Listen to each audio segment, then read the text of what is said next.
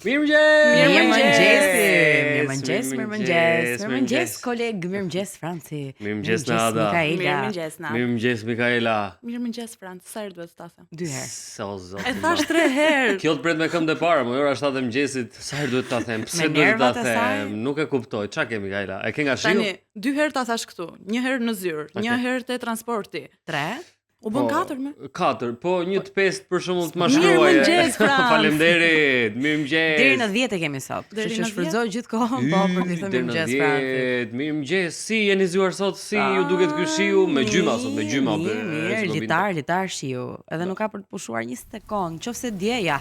Nuk e kishim të nevojshme këtë. Kjo është ta vua shiun 2 herë, domethënë. Një herë të bjerë jashtë edhe një herë ta dëgjosh. Do kisha hapur çadrën, po se kam, kupton se Pse? më prish. Opa. Më prish teksa prisja transportin. Ashtu. Si ja bëre? Si ja bëra, u bëra shull, fare thjesht.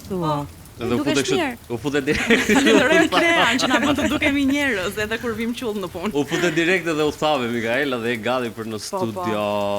Po. Me këtë shi nuk i shpëtojmë dot fare në motit edhe kohës, as me çadër, as me batanie po të dilni, po të paktën ato çizmet elastikut i keni, që të paktën çorapet i keni ta. Edhe mos të smureni. Po çi verës mos jeni në dimër akoma. Tani duke ju parë ju në fakt si shiu verës duket se vetëm un pas kam ardhur për dimër sot. Shikoj, këtu brenda është ngrohtë. Shumë e bukur kjo triko. Faleminderit. Unë me triko leshi ju me më të shkurtra.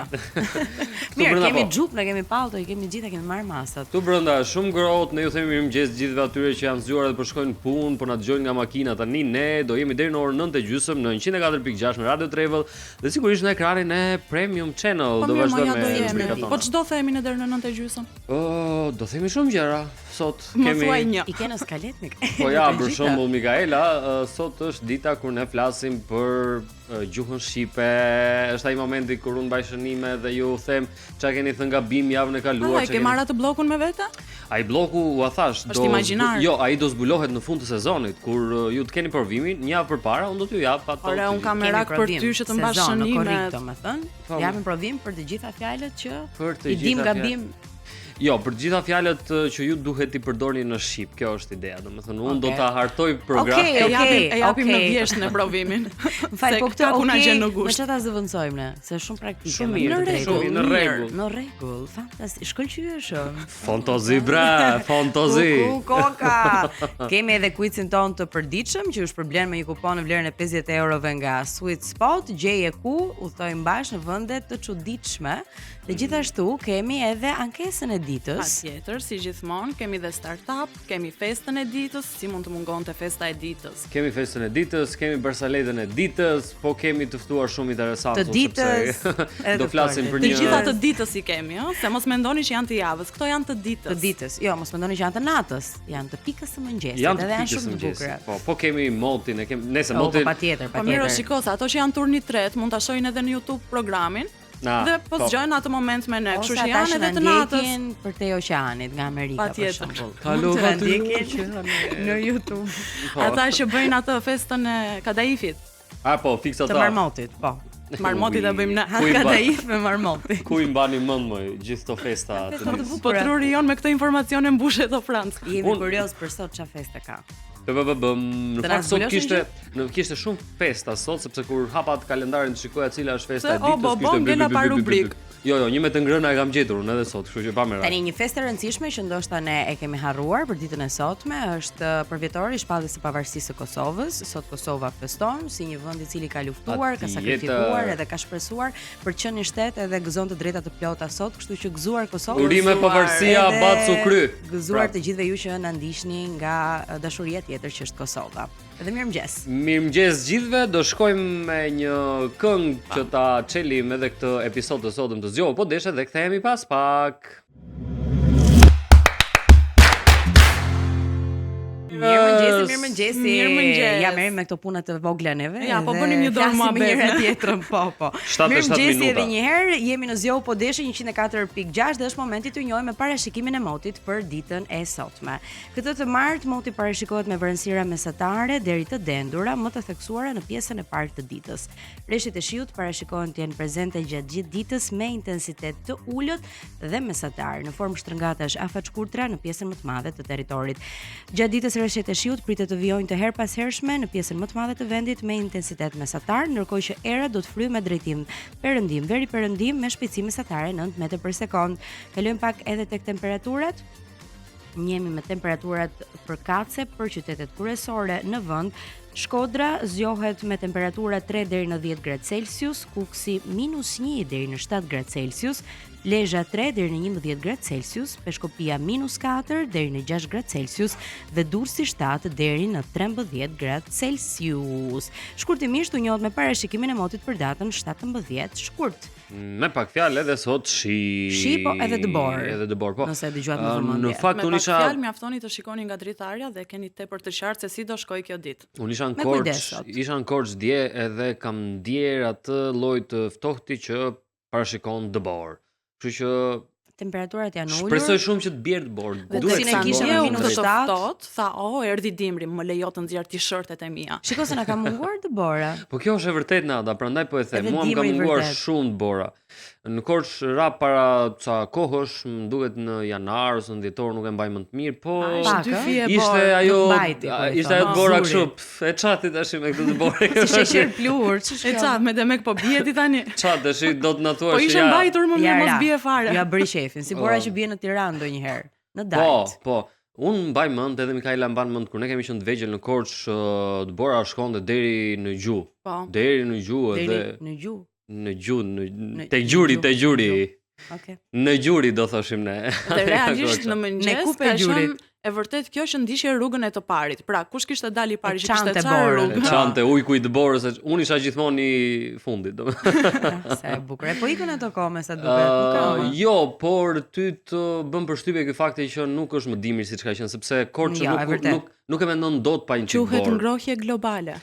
Ka teorira pa fund, ka njerëz që thonë është bërë kështu në mënyrë artificiale. E di si mund ta kontrollosh? Mirë, dëborën. Mjafton të shohësh fotot që ke në galerinë e telefonit, një vit më parë në këtë datë dhe shikon, a ka ndryshuar vërtet moti apo jo. Po që është ngrohur, është ngrohur, edhe që është më e çuditshme, është më e çuditshme se moti është me hope.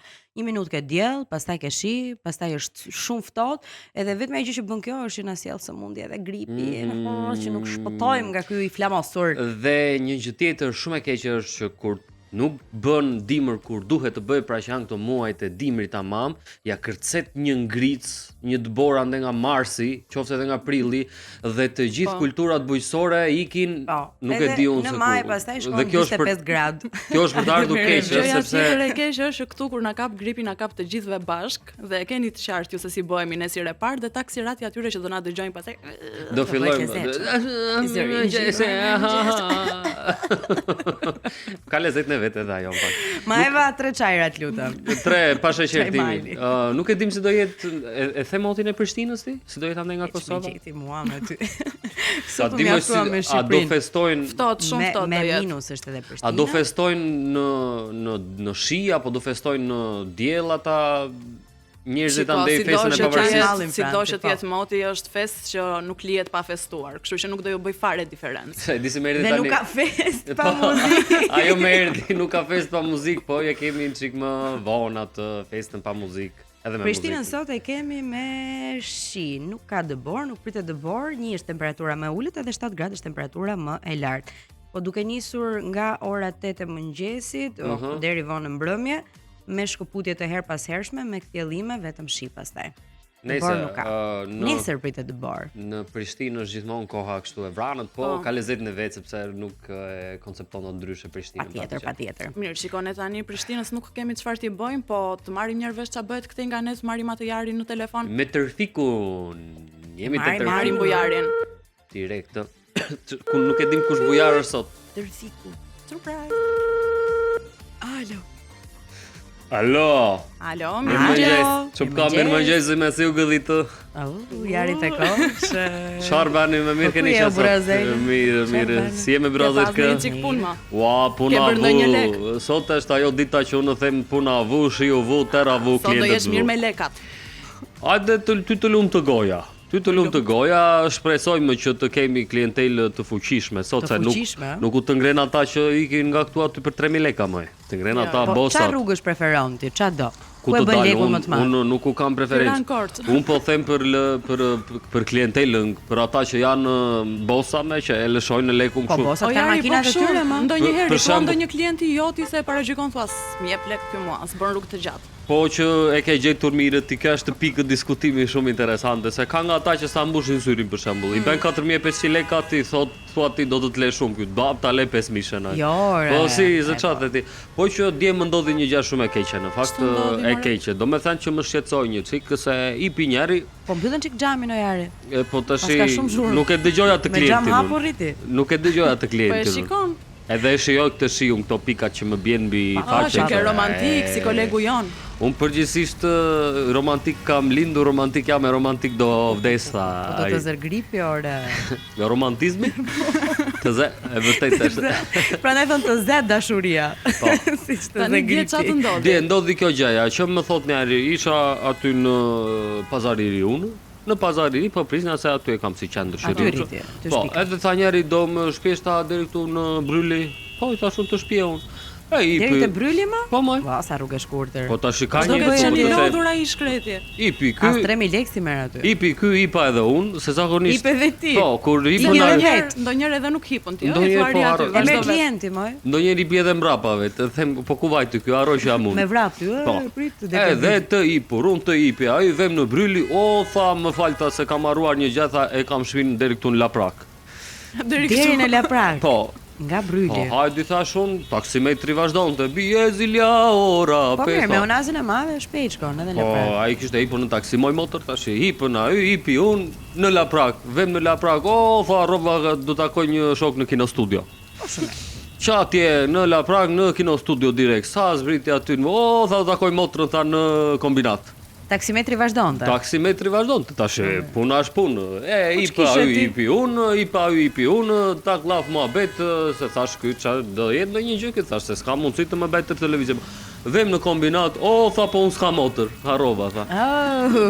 Po, ky pas ka qenë me probleme. Do jetë ndonjë gjë kështu me probleme. O tha po unë s'kam as lekë më tha mua. Çfarë ti bëja në domethënë. Si theti ore një motor ta gjej pa ato lekët. Si ja bën në këto situata bujar? Në këto situata unë bëj aktin e mirësisë të ditës. E lashë të ikte. Mirë që akt mirësie, po. E lashë të ikte, i thashë byrazeri, thash mos i bëj me të tjetë ta se çfarë nuk ndodhi. Thash edhe kështu, ika dhe unë, vajta prapë në Pazariri, tash jam këtu prapë. Ky muhabet që dje, po. Tani më fal mos të shprishur gjithë xhami ty edhe prandaj nuk e mbyll. Edhe dëgjohet kaq shumë shiu. Jo, xhami s'pa prish më, e le hapur vetun se ka nga ata që sa shiu që nuk të le të dëgjosh, sa të thërrej ta me zë. Ke parasysh? Edhe kanë fajse janë akoma për gjumësh. Edhe kështu që duhet ta dëgjoj unë atë klientin që vjen, që thotë. Po bujar, çka ka ndonjë gjë interesante për taksin tënde? Gjë interesante. Na lër ta përfiturojmë. Përveç teje domethënë. Ty s'të përfiturojmë dot. Fare, na mjafton zëri. Taksimetrin e kam zbukuruar. I kam vënë ca stikera, se i thoni juve, nga ato stikra.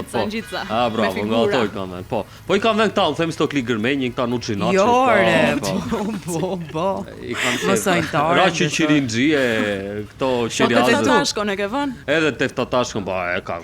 Mirë, bujar, nëse do duaj të bëje një rrugë me një nga këta njerëzit e mëdhenj. Kështu siç po ma thua ti me këtë zërin vallai unë bëj rrugën. Deri në Mars e bëj. Po ja, me këta vëllezrit të frashërit për shembull. Këtë do zgjidhje ti. Nga vëllezrit. Naimin. Pse Naimin? Naime kam qef shumë Naim. Pse? Po se ku ta di unë më duket si më interesanti nga byrazerët frashë ja. Edhe ka bërë Mistuklion. Edhe jo, ata se trajtojnë, po që ata janë nga përmeti tash, neve merremi me zonën tonë, e kupton? Xheku merremi edhe këte nga Kolonja me ndonjë nga ata. Që kanë çik racist. Po jo, më vjen keq, unë i respektoj të tjerë. Le të shet jarin tani se është edhe ditë fluksi, do ketë shumë punë. Do të lëm të shet bujar vetëm nëse na thua një çik se si është trafiku sot në Tiranë. Tash çfarë do pemeje ti të them si është trafiku ku ti shikon vetëm me këtë shi që është kot. Se kam kuptuar kur çfarë është. Lëmsh me lëmsh, nye, është i lidhur kështu. Kot ke këtu në Pazariri. Por janë disa që i thonë është miz. Është trafiku mirë. Po edhe misma është. Nuk e kisha dëgjuar ndonjëherë. Shprehje popullore. Tani të përshëndesim ne bujare dhe t'japim disa dhëna të tjera për trafikun. Hajde miru pafshim, ju uroj para shëndet edhe ditë të mbarë edhe do hapet koha. Hajde. Faleminderit. Erdha. Gjithë të mirat. Bujari. Këtë urimin e kishte fiksi kolegu jon. E po nga Korça domosdoshmë ato urim bën. Në fakt unë ndryshe nga bujari e kam ndryshe trekëndshin revolucionare. Kam para shëndet edhe do t'ja u them pastaj atë të tretën, po kulmin e tretë trekëndsh. Nuk i zbulon. Ka gjithmonë jasnë në mend. E ke vënë Ada që jam kështu çik si misterios të freskë. Shumë mirë mbahet i misteriozitetin tënd, unë nuk mund të mbaj mister trafikun. Mbaj. Jepi. Atëherë, mëngjesin e sotëm duke parë edhe rreshjet e dhëndura që foli dhe kolegja dhe tashmë jeni bërçull të gjithë duke ikur për punë. Kanë ndikuar ndjeshën në qarkullimin rrugor duke shkaktuar ngadalësim të lëvizjes së mjeteve. Trafiku është i rënduar në pothuajse të gjitha akset hyrëse dhe dalëse të qytetit. Akset më problematike këtë mëngjes janë autostrada Tiranë-Durrës me qarkullim të dendur dhe lëvizje të ngadalësuar, rruga e Kavajës dhe zona e 21 dhjetorit ku janë krijuar radhë të gjata makinash, rruga e Dibrës dhe segmenti drejt Alidemit me ngadalësime të herpasershme, rruga e Laprakës dhe zona Unazës së Madhe, veçanërisht pranë nyjeve kryesore dhe segmenti nga Xhafize Keko drejt Tufinës. Xhafize Keko.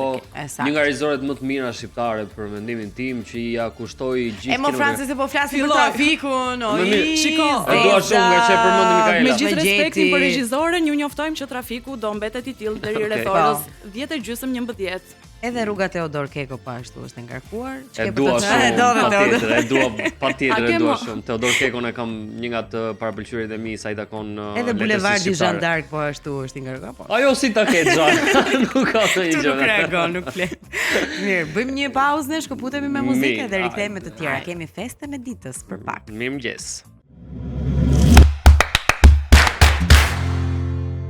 Mirëmëngjes. Sa shënon ora 7:23. Mirëmëngjes ju që sapo zgjuat, po na dëgjoni në zgjohu po desh. Mirëmëngjes vetëm Francit, se duhet të plotësoj tarifën e 10 mirëmëngjes. E kam bërë ato zakonisht. Ajo është e imja. Faleminderit shumë. Lëmi im. Nuk e di si do t'ja dal me këto vajza deri në fund sezonit. Njëra thot ç'keti që më thua mua mirëmëngjes. Po pse më u bezdisë ti? Po jo, më së bezdisë. Ti di ose më kokën edhe ik, ose bëj emision aty edhe mos ashtu shumë. Hajde se kemi gjëra të bukura, mos ta humbasim kohën me ne të dyja, se ne jemi thjesht mbështetje për ty. Edhe ti di që të dua, varësisht se nuk ta themi. Si e bëni ju këto? Le të vazhdojmë mos ta themi. E mbaj për vete. Mirë, në rregull, po tani është momenti im.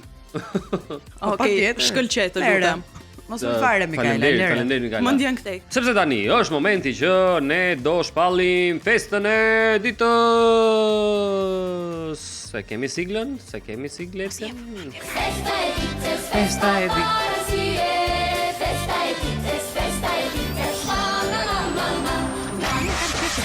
Okej, tani, e dini ju se çfarë sot vajza? Shko Mikaela, as po mi hedh syt fare. Mos i fal.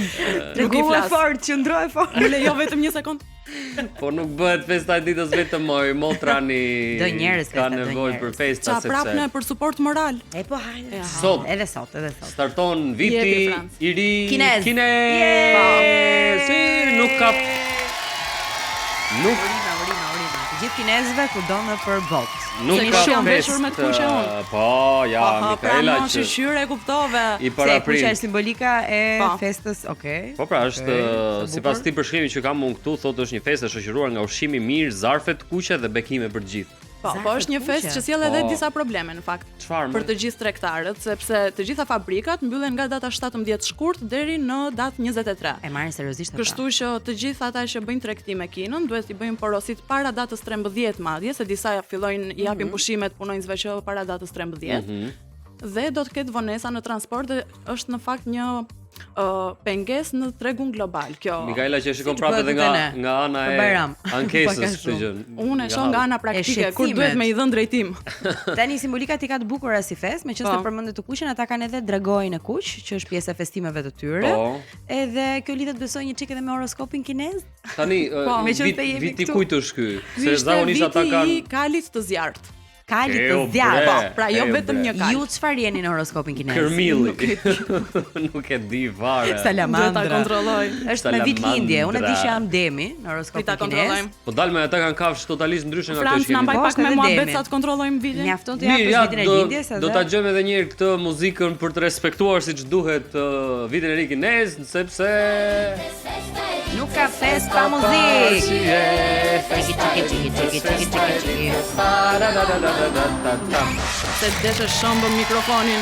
Vajzat po shikojnë këto kafshët. Kur e ke vitin e lindjes? I gjetet apo jo? 93 jam unë. Ti je O babo, 93. mos dëgjoni, mos dëgjoni. Ma jep një çik Mirë, sa ti ditëlindje? gjeni ju këto? 4 tetor 93. 4 tetor. Po, ta gjeni se çfarë kafshë jam unë, jam Ma një jep vetëm pak minuta. një zgalem. Tu në Kafshë horoskopin ton çfarë je? peshore, më shumë peshore jam.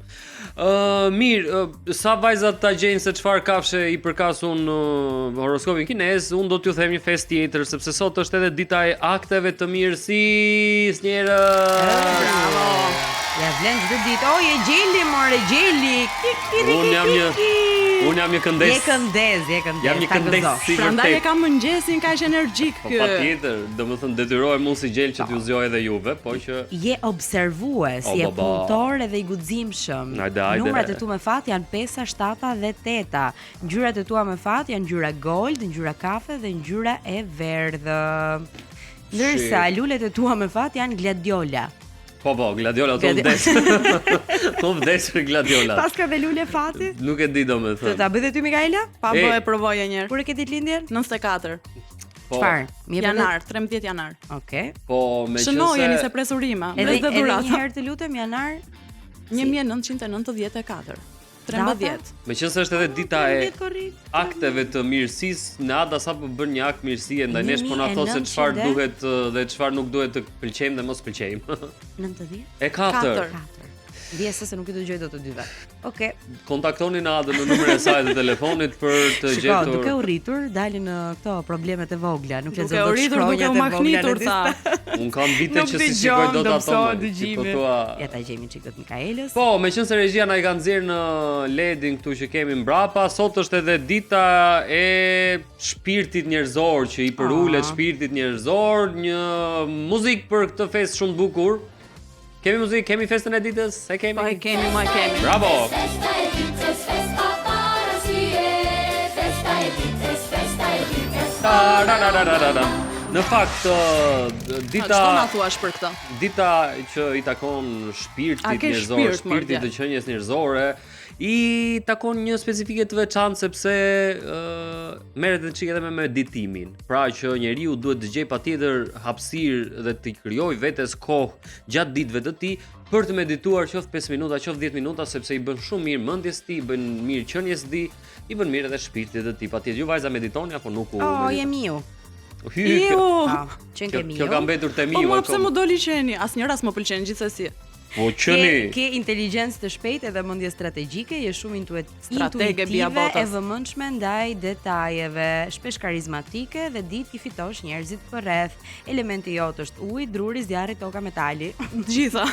S'pas kam lënë element. Jo, po më domethënë. pyet, do t'i shohim këto? Po Përputhshmëria në dashuri. ti ose- si rri me një mi dhe me një gjel moj në E po unë jam ti që- dem. Si e dem? Nuk pyesja. Po ju ta pyesja, bëjmë. me qënë se është kjo dita e human spirit, domethënë e shpiritit njerëzor dhe që Por e ti i vazhdo referohet- përpishu, po e kupton çfarë na intereson na. Qartë me qartë. Të A meditoni moj? rëndësishme Më thoni, a meditoni apo jo? Ne Ada, Po, meditoj. Mirë, mëngjes. Oh, sa e bukur demi. Oh, vazhdon ajo. Prit se po gëzon tani po lexon për veten. Mikaela ti? Mediton? Jo, nuk meditoj. Besnike në Po, marrëdhënie. si ma por- thua Të kërkoj shumë ose ndjes nuk Frans, e kam. jo, kështu nuk është ndonjë gjë që e praktikoj, por në vend Po. të meditimit a quhet ajo momenti kur merr kohë dhe thjesht shkruan çfarë do lloj mendimi që ke në kokë. Ajo është një formë e meditimit, por nuk është Atëherë tamam medito ashtu. kam dhe unë. Jo, meditimi Nuk meditoj, është e tjetër tërheq gjë. sërish mbrapsht. Ne ju bëjmë thirrje gjithë njerëzve që të meditojnë nga pak në jetën e tyre të përditshme se ju bën mirë, më besoni. Bëjmë thirrje kështu. Meditoni o njerëz. meditoni, thirrje, meditoni thirrje, sepse thirrje mirë. njerëz meditoni, ju bën mirë, sikur edhe Ti Franz vet mediton? Po. Si? Në çfarë? Tani ka forma të ndryshme meditimi, por Ti si e po, na thuaj një. mjafton që ti të gjesh një pozicion shumë të rehatshëm me shpinën drejt, të mbyllësh syt dhe të largosh çfarëdo lloj mendimi që ke në ato momente dhe ta bësh këtë gjë duke u përqendruar tek frymarrja jote për 5 minuta, më besoni që shkarkon shumë energji të keqe, je më i kthjellët. 5 minuta, mjaftojnë vetëm 5 minuta për Nisë ta një me bërë këtë? 5, po mjaftojnë patjetër. Po të duhet të jesh në një ambient të qetë pa njerëz, besoj. Po, kur e nis si fillim, është e mira që të jesh në një mjedis pa zhurmë, sepse pastaj ka edhe forma të tipit që ti edhe në zyrë mund të meditosh, po këto janë kur rritesh një çik në Është nivele. nivel tjetër, ai. Por bëjeni këtë gjë Niveli zen. sepse reduktoni edhe stresin, më Po besoni. si fillim gjeni atë mjedisin pa zhurmë. Se kjo është sfida më e madhe, jo meditimi. Meditim ose çokolata. Ose çokolata. Ka një arsye pse e Çokolata. them Ha, këtë, me. sepse kalojmë te quizi tani. Quiz. E pas Edhe- kemi me ushqime dhe kuicin. Gjeje ku. Quizi gjeje ku kemi një pyetje shumë interesante për ditën e sotme. Sikleta. Në cilin Më pëlqej, vend? Më pëlqej. E do sikletën? Po e dua. E kemi. Hajde. Mirë që të kemi që na kujton këtë sikletë. mirë. Ti e ti pa jemi ne. O I çfarë do bëni rikthehemi pa edhe mua? një herë. Në cilin vend është normale të hash çokoladë për mëngjes? Mund të jetë Belgjika, mund të jetë Zvicra, Zvicra. mund të jetë Franca, mund të jetë Austria. Dankeschön. Dhe këto janë vende në fakt që çokolata konsumohet shumë. Disa prej tyre edhe prodhojnë çokoladë shumë të mirë. Kush ka qenë dhe i ka vizituar, por në cilin vend është normale të hash çokoladë për mëngjes? Belgjik, Zvicër, Francë, Austri. Hajde, pra, 068 gjeni. 20 63 4, 2, 3. Edhe në Instagram. Instagram, në shruani edhe në Instagram, në Premium Channel. Mirë, tashi Gjeli, Miu dhe Demi ju thonë mirëmëngjes gjithëve. Ne do dëgjojmë prap një këngë dhe do kthehemi në studio me lajmet e botës. Me kopshtin zoologjik. Me kopshtin zoologjik. Kthehemi pas pak. Mirëmëngjes.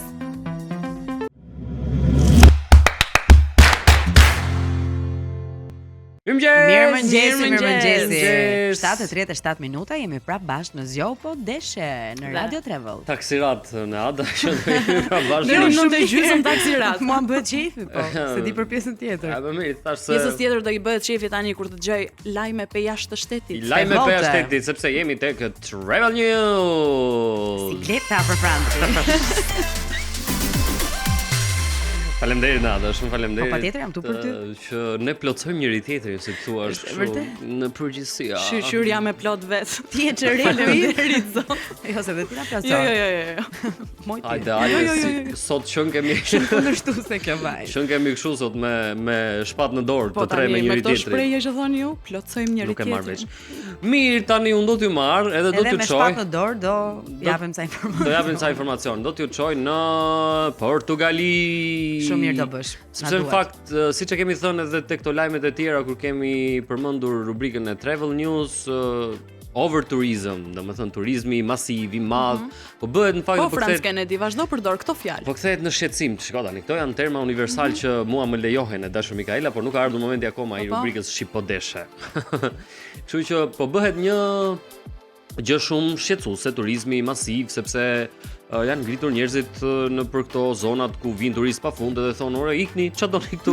Ç'a keni me ne, më thonë, iko tash na lër qet. Po, ka qenë problem në fakt vitin e kaluar. Po, Edhe në Barcelonë më shoqëruar me protesta kundër Pritet turistëve. që të jetë edhe temë kryesore këtë vit në 2026, pra këto vendet e mbi populluara me turistë. Megjithatë, ne qëndrojmë në Portugali, në Madeira dhe Madeira, e dini pse e njihet vajza? Për verën. Përveç se për verën Për dhe për pjeshkët. Funçalin që është ai port i bukur dhe ajo zona interesante. Unë detin. do thoja për portugezët, por okay. Po, por njihet edhe për një nga portugezët Për më të malet. famshëm në botë që është Cristiano Ronaldo. Ronaldinho, E shef që njihet për portugezët. I cili ka lindur pikërisht në Ishullin e Madeiras edhe lindi në një shtëpi kështu të vogël, ai tash e ka bler komplet zonën atë. Ka bler ishullin. E ka bler Ishullin. Ky Madeira, domethënë si një nga destinacionet e preferuara në Europë vitet e fundit, ka vendosur që të ndërmarrë disa hapa për të kontrolluar fluksin e turistëve. Kujtojmë që porti Funchal arriti në 700.000 pasagjerë në vitin 2025. 700.000 në Për vetëm 700.000. Po, edhe çfarë kanë bërë këta tani? Autoritetet lokale kanë rritur ca tarifa për ato zonat më të si thua më të populluara, i kanë bërë nga $5.3. A mos të unë shkosh kopshin atje, këto. për zotin. Sa fillojnë vinë një cik njerëz rriten çmimet. Po do të rritën sa e bëjnë edhe për të mbrojtur zonat, me thënë drejtën. Si pagesa e trautë që kemi ne. Po, kanë bërë edhe këtë gjë Kosovë. tjetër që Sa të dhemb ajo pagesa trau. e kanë vendosur tekstin tek këto rezervimet paraprake për të shmangur flukset e menjëhershme atje, edhe për të mbrojtur edhe zonën e tyre në të njëjtën kohë, sepse aq turista sa çven atje edhe mund të dëmtojnë ndonjë gjë, ndonjë kështu me radhë. Kështu që, vendimi vjen pas debateve të forta të banorëve që pretendojnë se rritja e shpejtë e turizmit ka ndikuar në çmimet e banesave dhe në cilësinë e jetesës. Për këtë s'kan faj. Çmimet janë më të larta në fakt. Kështu që sepse shumë shtëpi janë kthyer në Airbnb edhe të gjithë ata që janë turistë preferojnë më shumë këtë formë akomodimi se sa hotelet, edhe prandaj plasi dhe lufta me pistoleta ujë edhe me domate dhe me ç'të gjenin para për turistët. Kjo është ideja, e ka bërë Madeira, po e bëjnë shumë vende të tjera për të shmangur masat e mëdha të turistëve që nuk ke ku të hedhësh kokrën e mollës atje. E kupton? Prandaj edhe njerëzit. Tani që mos ju hedhin ndonjë gjë, unë them kërkoni një hotel të mirë te Vaspikal dhe flini mendjen. Jeni të sigurt. Bini rehat. Jeni të sigurt, po kjo është e vërtetë. Kto kisha unë nga ishulli i Cristiano Ronaldos. Nuk e di çka keni juve nga. Ja, të them çfarë kam unë se ne u përpoqëm shumë që të largonim në Adën nga Franca, dhe sa po larguam atë nga Franca, Perëndia më hodhi mua në Kinë. E po tani do pasohet. E kam nis ditën sot me vitin e ri kinez, jo po ngjyra kuqe. Këto dhe çfarë më bie mua te lajme pe jashtë të shtetit? Kina. Shkon çik është ai shoku i natës atje. I trenit. Po, do ta gjejmë atë, do ta gjejmë. Ai është me pushime, po ja prit të zbulosh. Ideja është viza me Kinën nuk kemi, dhe është një nga destinacionet më të mira edhe më të lira. Po leka për të vazhduar kemi. Kushton bileta, pastaj shërbimet edhe janë goxha të lira. 1000 lekë, ke parasysh paçë pilaf në Kinë. Po mime po që të vesh të hash pilafin 1000 lekë duhet të paguash 1000 euro. Kupton çfarë? Po 1000, 1200. Nëse këto nuk është se po shkojmë ne në Kinë. Janë kinezët që po shkojnë nëpër botë. Për shkak të pushimeve të zgjatura të vitit të ri lunar, turistët kinezë po rikthehen fuqishëm në udhëtimet ndërkombëtare, me destinacione si Tajlanda dhe Rusia. Duan Tajlandën për motin e ngrohtë, për plazhin. Franci nuk ka shkuar ora ende për këtë lloj informacioni. Ndjes mendja tash për mirë të shkon. Për mirë gjithmonë, mos për Tajlandën, për motin e ngrohtë. Ndërsa Rusinë duan për kulturë Francë, se mos ke ndonjë. Okay. Edhe Rusinë. Asnjë ide aty për oraret vona. Ja, okay. Për mblidhemi. Për mësuese është edhe Rusia. Sipas shifrave zyrtare, miqër, ka njëri më këmbje të udhëtimeve të turistëve kinez me më shumë se 100% krahasuar me periudhën e një viti më parë. 100%. Ata shtohen edhe në përbotën, unë nuk e kuptoj, nuk ka një vend, një destinacion që ti shkon për ta vizituar ke grupe me kinez. Pafund. Kudo ku kthen kokën. Jo vetëm ata, po ke edhe këto selfie stickët që dalin gjithmonë nga sipër antenat e tyre. Është gjithë grupi 50 vetëm ato. Çfarë do ramo? No. Leka. Kam shumë rraqe këtu. Bravo. Vazhdo Mikaela. Për këtë që thua ti ka ndikuar faktorë si lehtësimi i vizave, ofertat turistike dhe marrëdhëniet diplomatike. Sa mirë, se për shembull marrëdhëniet diplomatike kanë ndikuar te zgjedhja e Tajlandës dhe Rusisë, me thënë drejtën, si destinacione kryesore. Tajlanda vazhdon të jetë një ndër destinacionet më të preferuara për klimën tropikale dhe çmimet konkurruese, ndërsa Rusia po tërheq interes për eksperienca kulturore dhe dimërore. Ndryshe pra krejt e kundërta e Tajlandës. Tajlanda është vërtet shumë e lirë. Unë kam patur fatin ta vizitoj si destinacion dhe kam qenë jashtë sezonit, po ajo që është më interesante është që të gjitha këto frutat ekzotike që ne kemi këtu edhe na duken shumë të shtrenjta, atje ishin shumë normale, i gjejen në çdo dyqan me çmime, ku diun. Po s'mbushet dot shumë të lira dhe fruti më i shtrenjtë në Tajlandë, e dini cili ishte? Ishte molla. Ishte 5000 lekë një kokër. Çfarë thua më? Një kokër moll. Po pse? Po ishte vite për jashtë shtetit, nuk rritej aty. Okay. Kështu që kinezët jo vetëm për tregti, por me sa duket edhe për turizëm janë një nga super fuqit. Pushtojnë tregun global. Po të lutem. E viva la Kina. Viva la Kina. Gëzuar vitin e ri kinez. Gëzuar. Kur të ndikoj kjo te rritja e çmimit të fluturimeve flasim Viva la Kina. Po se ne u çam duke ikur në Kinë çdo ditë. Do ikush te vendet e tjera më. Unë sa të mbaroj tash direkt në Kinë. Qameti po shkuam deri në Spanjë, edhe meqense se Spanja po përgatitet për një boom turistësh për 2026-ën, bëjmë edhe ne gati valixhet tona. Spanja po përgatitet për një rritje të jashtëzakonshme turistësh për shkak të eklipsit total diellor që do të ndodhë në gusht të vitit 2026. Ky është një fenomen astronomik që pritet të tërheqë vizitorë nga gjithë bota. Qytete si Valencia, Majorka dhe zona të tjera përgjatë trajektores së eklipsit po shënojnë një rritje të rezervimeve shumë muaj përpara ngjarjes, duke sinjalizuar një sezon veror të pazakontë. Ç'mendoni për këtë motiv për ta vizituar Spanjën? Unë mendoj që çdo motiv është i vlefshëm për të vizituar Spanjën. Është vërtet, ama Puerto Rico. Imagjinoje pak që ta shikosh këtë fenomenin e eklipsit total diellor, duhet të jetë një mrekulli mrekulli atje në Valencia. Duhet jetë shumë e bukur. Në fakt, operatorët turistik dhe hotelierët po organizojnë paketa speciale që kombinojnë përvojën astronomike me kulturën, gastronominë dhe plazhet mesdhetare. Ekspertët paralajmërojnë se ata që dëshirojnë të përjetojnë këtë event unik duhet të planifikojnë herët, pasi kërkesa mund të tekalojë kapacitetet në disa zona. Dalim prapë edhe tek lajmi i Francit që ka turist pafund, si në Portugali ashtu edhe në Spanjë, janë destinacione shumë të preferuara. Tashi Pra kështu duhet është të shohim që tani për të prenotuar. Patjetër, edhe në fakt mua më bën përshtypje, po ky rast tregon se edhe fenomenet natyrore mund të shndërrohen në motor të fuqishëm të turizmit ndërkombëtar. Pra njerëzit presin bilet vetëm për të parë eklipsin. Shiko, ajo diskutohet se ti ke vendet nordike që pikërisht prej fenomeneve natyrore vizitohen. Dhe kanë turizëm të jashtëzakonshëm. Ato janë, domethënë, mos të lënë të Zoti pa e provuar një herë atë përvojë, Janë sepse ato duhet të jetë. hotelet në formë kapsule, që janë e shikon Çfarë shumë aty. hoteli të duash, për sa kohë do dalësh aty dhe do shohësh aurorën, është magjike. Atë Kështu gjë që jeshile, Pola prej xhame. ndryshon ngjyrë. Ajo gjë Ndryshon Dhe gjë. para pak kohësh kishte Jeshile dalë dua. komplet e bardhë. Unë dua jeshile, Mikaela. Jeshile do, ja, më lejo ta prenotoj. Okej, shikoje. Po më thon këto të Vas Pikal që biletat për andej dhe hotelin ta presim, por dritat për pastaj do i ndezësh pastaj më vetë. vjen keq, po. S'ka fat i miri, jo. Nuk ka zgjedhim fat. dot ngjyrën. Hajde vaje. E më në shtëpi me dritat e vitit të ri aty. Çik. Ja, Po më mirë, më hajde shkojmë në Spanjë. e hap në laptopun. Ku do vemi këtë bearta? Ku do vemi këtë beha? Mirëmëngjes Ylli Baka. Mirëmëngjes Ylli Baka. Mirëmëngjes ju themi Përshëndesi. edhe njerëzve që i morëm nga Madeira, i Në çuam në Ksamil. Kin, në Jo, Tajland, në në Kin si Rusi. çuam, morëm dhe edhe në- kinezët me E vete. pra, pastaj vajtëm në Valencia, vajtëm kush ishte Majorka, ishte tjetra. Majorka, po. E u kthyem prapë këtu në Tiranë, edhe ne jemi në zgjoh po deshe. Ne vazhdojmë të jemi në punë. Po Si vazhdojmë. mund të ishte ky emision në Kin? Nuk e di. Një na zjo po deshe. 104.6. Prap nga Korça e bën edhe në Kin. Sa ti bën Po tash? kanë Kinez pe po kanë Korçë. dhe ato korçën e vet aty. E kanë. Nuk ka shtet që nuk Nuk ka shtet pa muzikë, po. Kalojmë Nuk në ka shtet muzikë pa dhe Korçë. rikthehemi Hajde në të të gjojmë tjerë. çik muzikë. Mirëmëngjes. Ka shtet.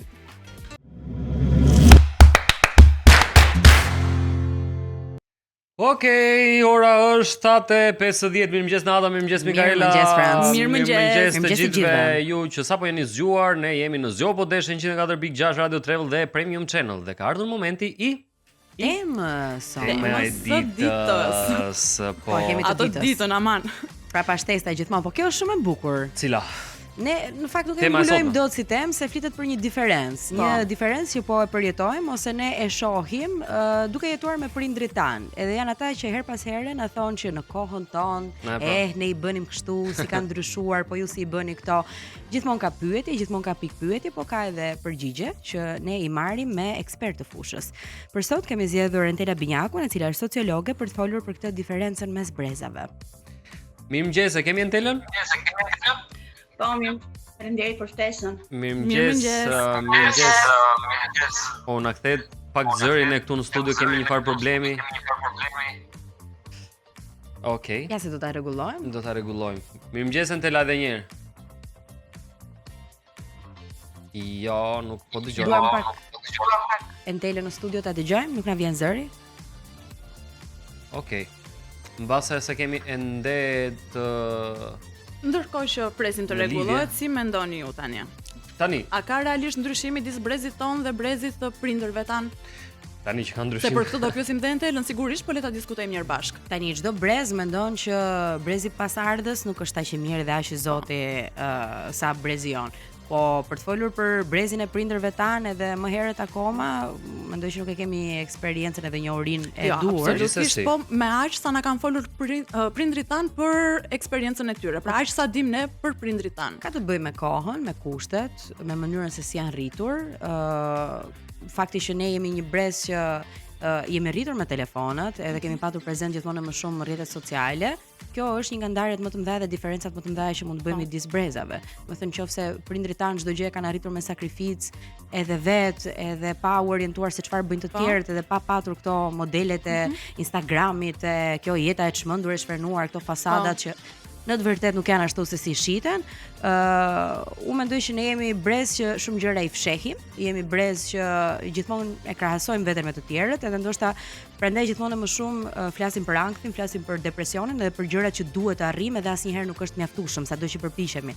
Ndërkohë që duket sikur prindërit tanë kanë kollandrisur, themi ne, jetën e tyre dhe me ato pak mundësi që kanë patur. Unë në fakt kam pasur gjithmonë përshtypjen pavarësisht se thonë se për brezin e prindërve tanë duke qenë komunizëm kanë qenë më të mbyllur, më të frustruar, pra nuk kanë pasur lirinë e shprehjes. Unë mendoj se brezi jon në fakt është më i stresuar. Pra ato problemet, hallet, le të themi, ne na kanë nisur shumë më herët se sa prindërve tanë. Se të paktën prindërit tanë, sidoqoftë që ishte sistemi atëherë, disa gjëra i kanë pas të përcaktuara, ndërsa ne kemi pas pikpyetje për çfarë do lloj gjëje. Pra kanë patur një busull, do të thuash, për zgjedhjet që kanë bërë. Pasur një farë drejtimi. Kjo ha debat, kjo që thua ti Mikaela, sepse thuash që edhe ata nuk kanë pasur streset, hallet, problemet e tyre. Jo, tani më fal, edhe ata janë një brez disi i mbyllur, do thoya, sepse nëse ti sot ke 1000 pikë pyetje se çfarë do bësh, të paktën ti sot ke alternativa, pra i ve. Ke më shumë mundësi. Patjetër që po. Imagjino pak se ke më shumë pengesa në të njëjtën kohë. Kur ke liri absolute Francë, është më e vështirë që ta menaxhosh. Po kur nuk ke fare liri zgjedhje që ti do të bësh një gjë në jetën tënde dhe nuk ja. Shiko, marrim shembullin më bazik të mundshëm. Prindrit tan, e zem, ju dilte e drejta e studimit, të gjithë do shkonin në konvikt, ishin të barabartë. Mirë, ka qenë e përcaktuar dhe drejta e studimit. Çfarë alternative tjetër? Po ishte e përcaktuar. Ndërkohë sot, edhe sikur të ishte e përcaktuar, studentët nuk po gjejnë dot shtëpi me qira, sepse çmimet janë stratosferike, që këtu ti je nis në një moshë më të hershme stresin edhe hallet. Patjetër, edhe me ekonominë, edhe me politikën, janë shumë faktorë që argumenta për këtë, po shkëputemi një herë për pak publicitet dhe rikthehemi e diskutojmë gjëra gjatë. Rikthehemi në shkallë. Si është shkurtër. Rikthehemi.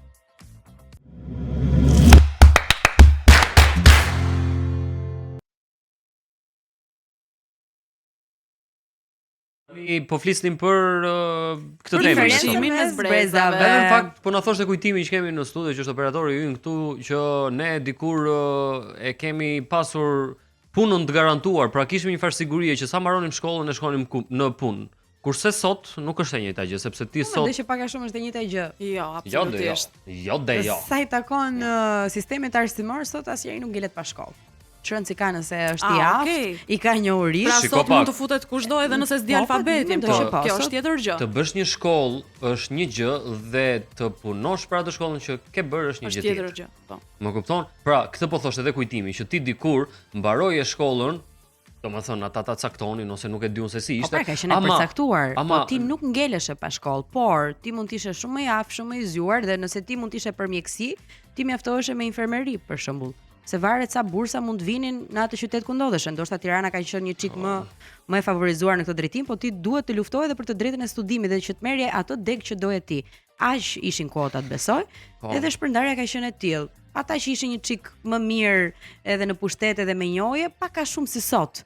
Unë nuk e di, po është edhe kjo diferenca që çdo brez e thot me krenari ne si kemi qenë. Kjo është e vërtetë, kjo është e vërtetë. Më të mirë, më të zgjuar, më të saktë. Kjo në fakt është një farë kështu. Po mendoj që për sa kohë jemi në Shqipëri, në midis këtyre dy brezave kanë qenë pothuajse të njëjtat probleme. Pa kjo është një pyetje që duhet. Ndoshta ata kanë qenë pak më të izoluar, edhe jo aq të lirë për të bërë zgjedhjet e tyre, për të eksperimentuar.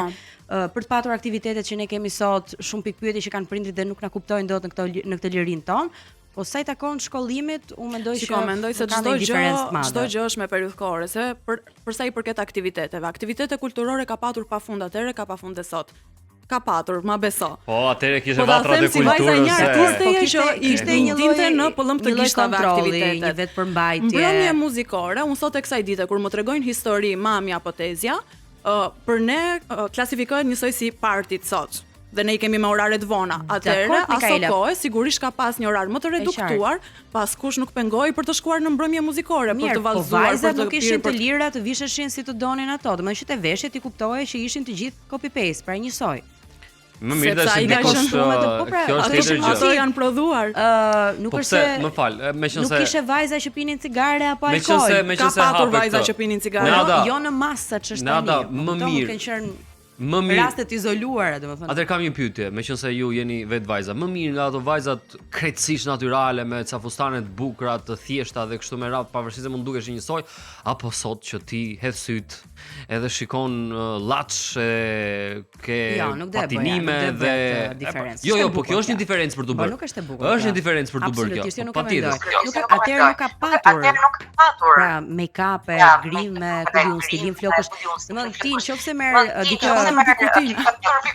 ka patur birr për të ngrirë flokët edhe për të bërë kaçurele. Muzikama, për shembull, Shiko, pyetja mua e saktë do ishte nëse prindrit tanë do jetonin në ditët ku ne jemi sot, do bënin të njëjtat zgjedhje si ne, se mendoj që dhe ata të rinj. këtë s'dim ta themi. Nuk dim ta themi, me thënë drejtë. Po nuk mendoj që është e keqe kjo gjë që ne po bëjmë sot me këtë llaçin që ti përmende.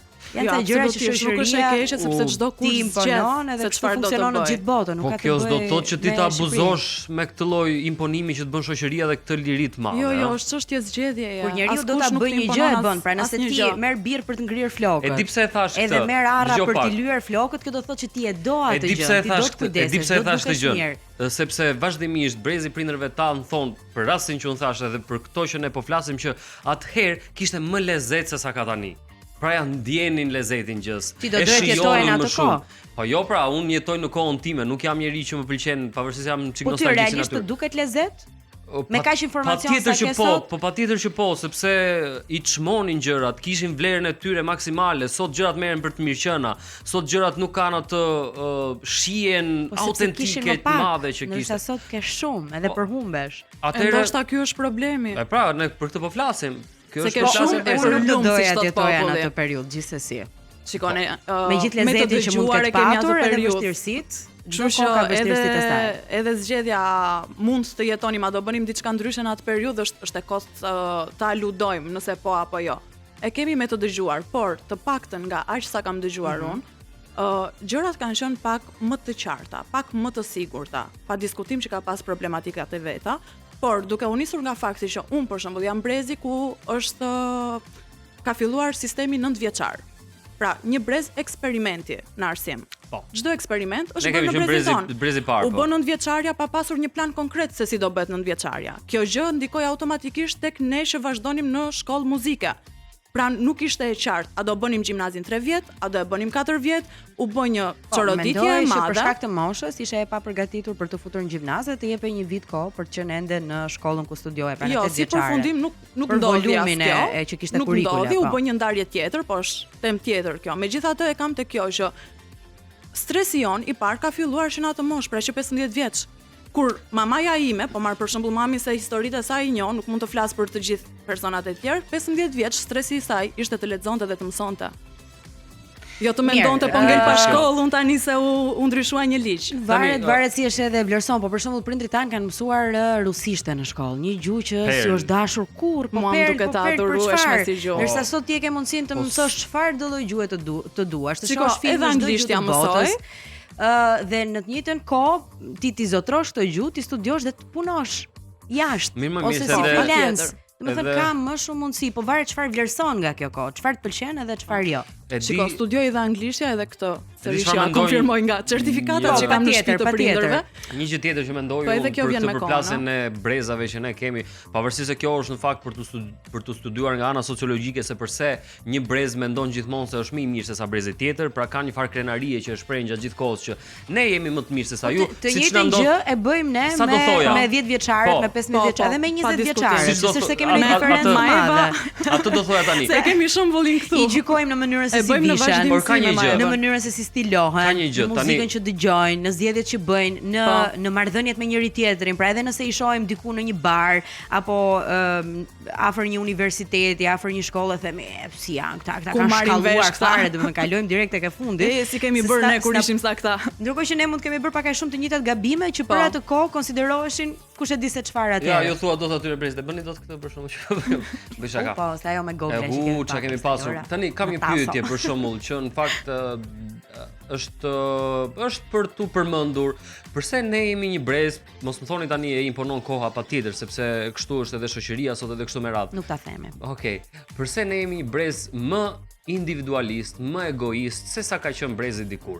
Pra, ku ndjesia e altruizmit dhe e ndjesive humaniste dikur ka qenë shumë më e madhe. Sepse nevoja për të mbijetuar është shumë e madhe. Lufta është shumë e madhe. Nëse prindërve tan shteti mund t'ju siguronte një shtëpi, siç kanë qenë ato ndarjet atëherë në bazë të profesioneve, pallate oficerëve, pallate artistëve, edhe lagjet për kace, këto pra ti kishe një bazë. Ndërsa sot ti nuk ke asnjë lloj gjëje dhe nuk di nga t'ja fillosh.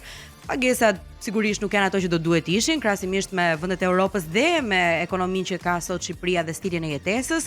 Çmimet janë shumë të larta, ndërkohë që ne nuk kemi më të izoluar, ti ke mundësi të shohësh se çfarë bëhet, edhe syri dhe truri kërkon më shumë. Pra ti je në një moshë që do të t'ja bësh shefin vetes, po paralelisht duhet mendosh edhe për këtë mbijetesën që un po them, të kesh një shtëpi, të kesh një vend qëndrueshëm. Lëre më pastaj mendosh për krijimin e familjes që dhe duke patur këtë ritëm kaq të shpejtë edhe këtë lloj problematikash automatikisht humb sensi komunitetit. Aso kohë ka pas shumë sens komuniteti. Domethënë, nëse sot ti duhet të bësh 2-3 punë për të siguruar minimumin e një jetese bazike, prindrit e tu kanë bërë një punë dhe kanë arritur të mbajnë familje, dhe fëmijët. Atë puna ma bënin nga mëngjesi darkë me thënë drejtën. Kështu që tetorash, a kujtim? Tetorash patjetër, po pse ne sa tetorasha kemi. E di çfarë mendoj tjetër, të paktën brezi jon që kemi lindur fill pasi ato vitet e para të demokracisë, ne kam përshtypjen dhe kam bindje këtë madje që prindërve tanë dhe brezit të dikurshëm ju kemi marrë më të mirat e mundshme. Paktën brezi jon pas 90-s. Pra ato vlerat, virtytet, formimin më të mirë, si thua, anët më të mira të personalitetit të tyre. E kam bindje këtë. Gjë që nuk besoj se mund të ndodhë sot në këtë kohën kur si quhet kjo gjenerata tjetër? Gen Z, po, marrin, nuk e di, e vendosin shumë theksin tek familja, tek për të marrë këto vlerat më të mira të familjes. Ti e lidhe edhe me këto teoritë e reja të prindërimit, pastaj që është me edukimin që kanë marrë familje pastaj. Po, por po them, duke pasur ne atë brez prindrish që vinin nga bërthama familje shumë të formuara, domethënë me atë natyrën e tyre familjare, të qetë, të mirë. Po flas për veten që jam rritur në një mjedis në fshat me familje, me gjyshur, e kupton? Po. Kështu që ka të bëjë shumë edhe me modelet. Modelet e asaj kohe mund të ishin inxhinieri më i mirë, mësuesi më i mirë, edhe merrnin besoj medalje për këto gjëra, vlerësoheshin, krenoheshin me ta si shembull, ndërsa sot brezi Gen Z mjafton të futet në TikTok edhe të bëj ato challenges, ato sfidat për Chanel. Me hapin pjesin mas për medalje as për asgjë. Po tani dhe kur e sheh këtë që ti mund të paguash duke bërë këtë gjë, s'ke nevojë fare as të studiosh, as të mendosh. Se ne prindrit tana kanë mësuar që duhet punosh, duhet ta respektosh punën që të fitosh lek, kurse sot ai tipi ngrihet edhe bën një challenge edhe kaq mbaroi muhabeti. Nuk duhet paragjykuar edhe kjo, mos e tregojmë kaq të ashpër, ë? Kështu funksionon ekonomia sot. Po mirë, pra hajde zbutemi pak duke dëgjuar një këngë, se fillom të bëshim shumë të ashpër.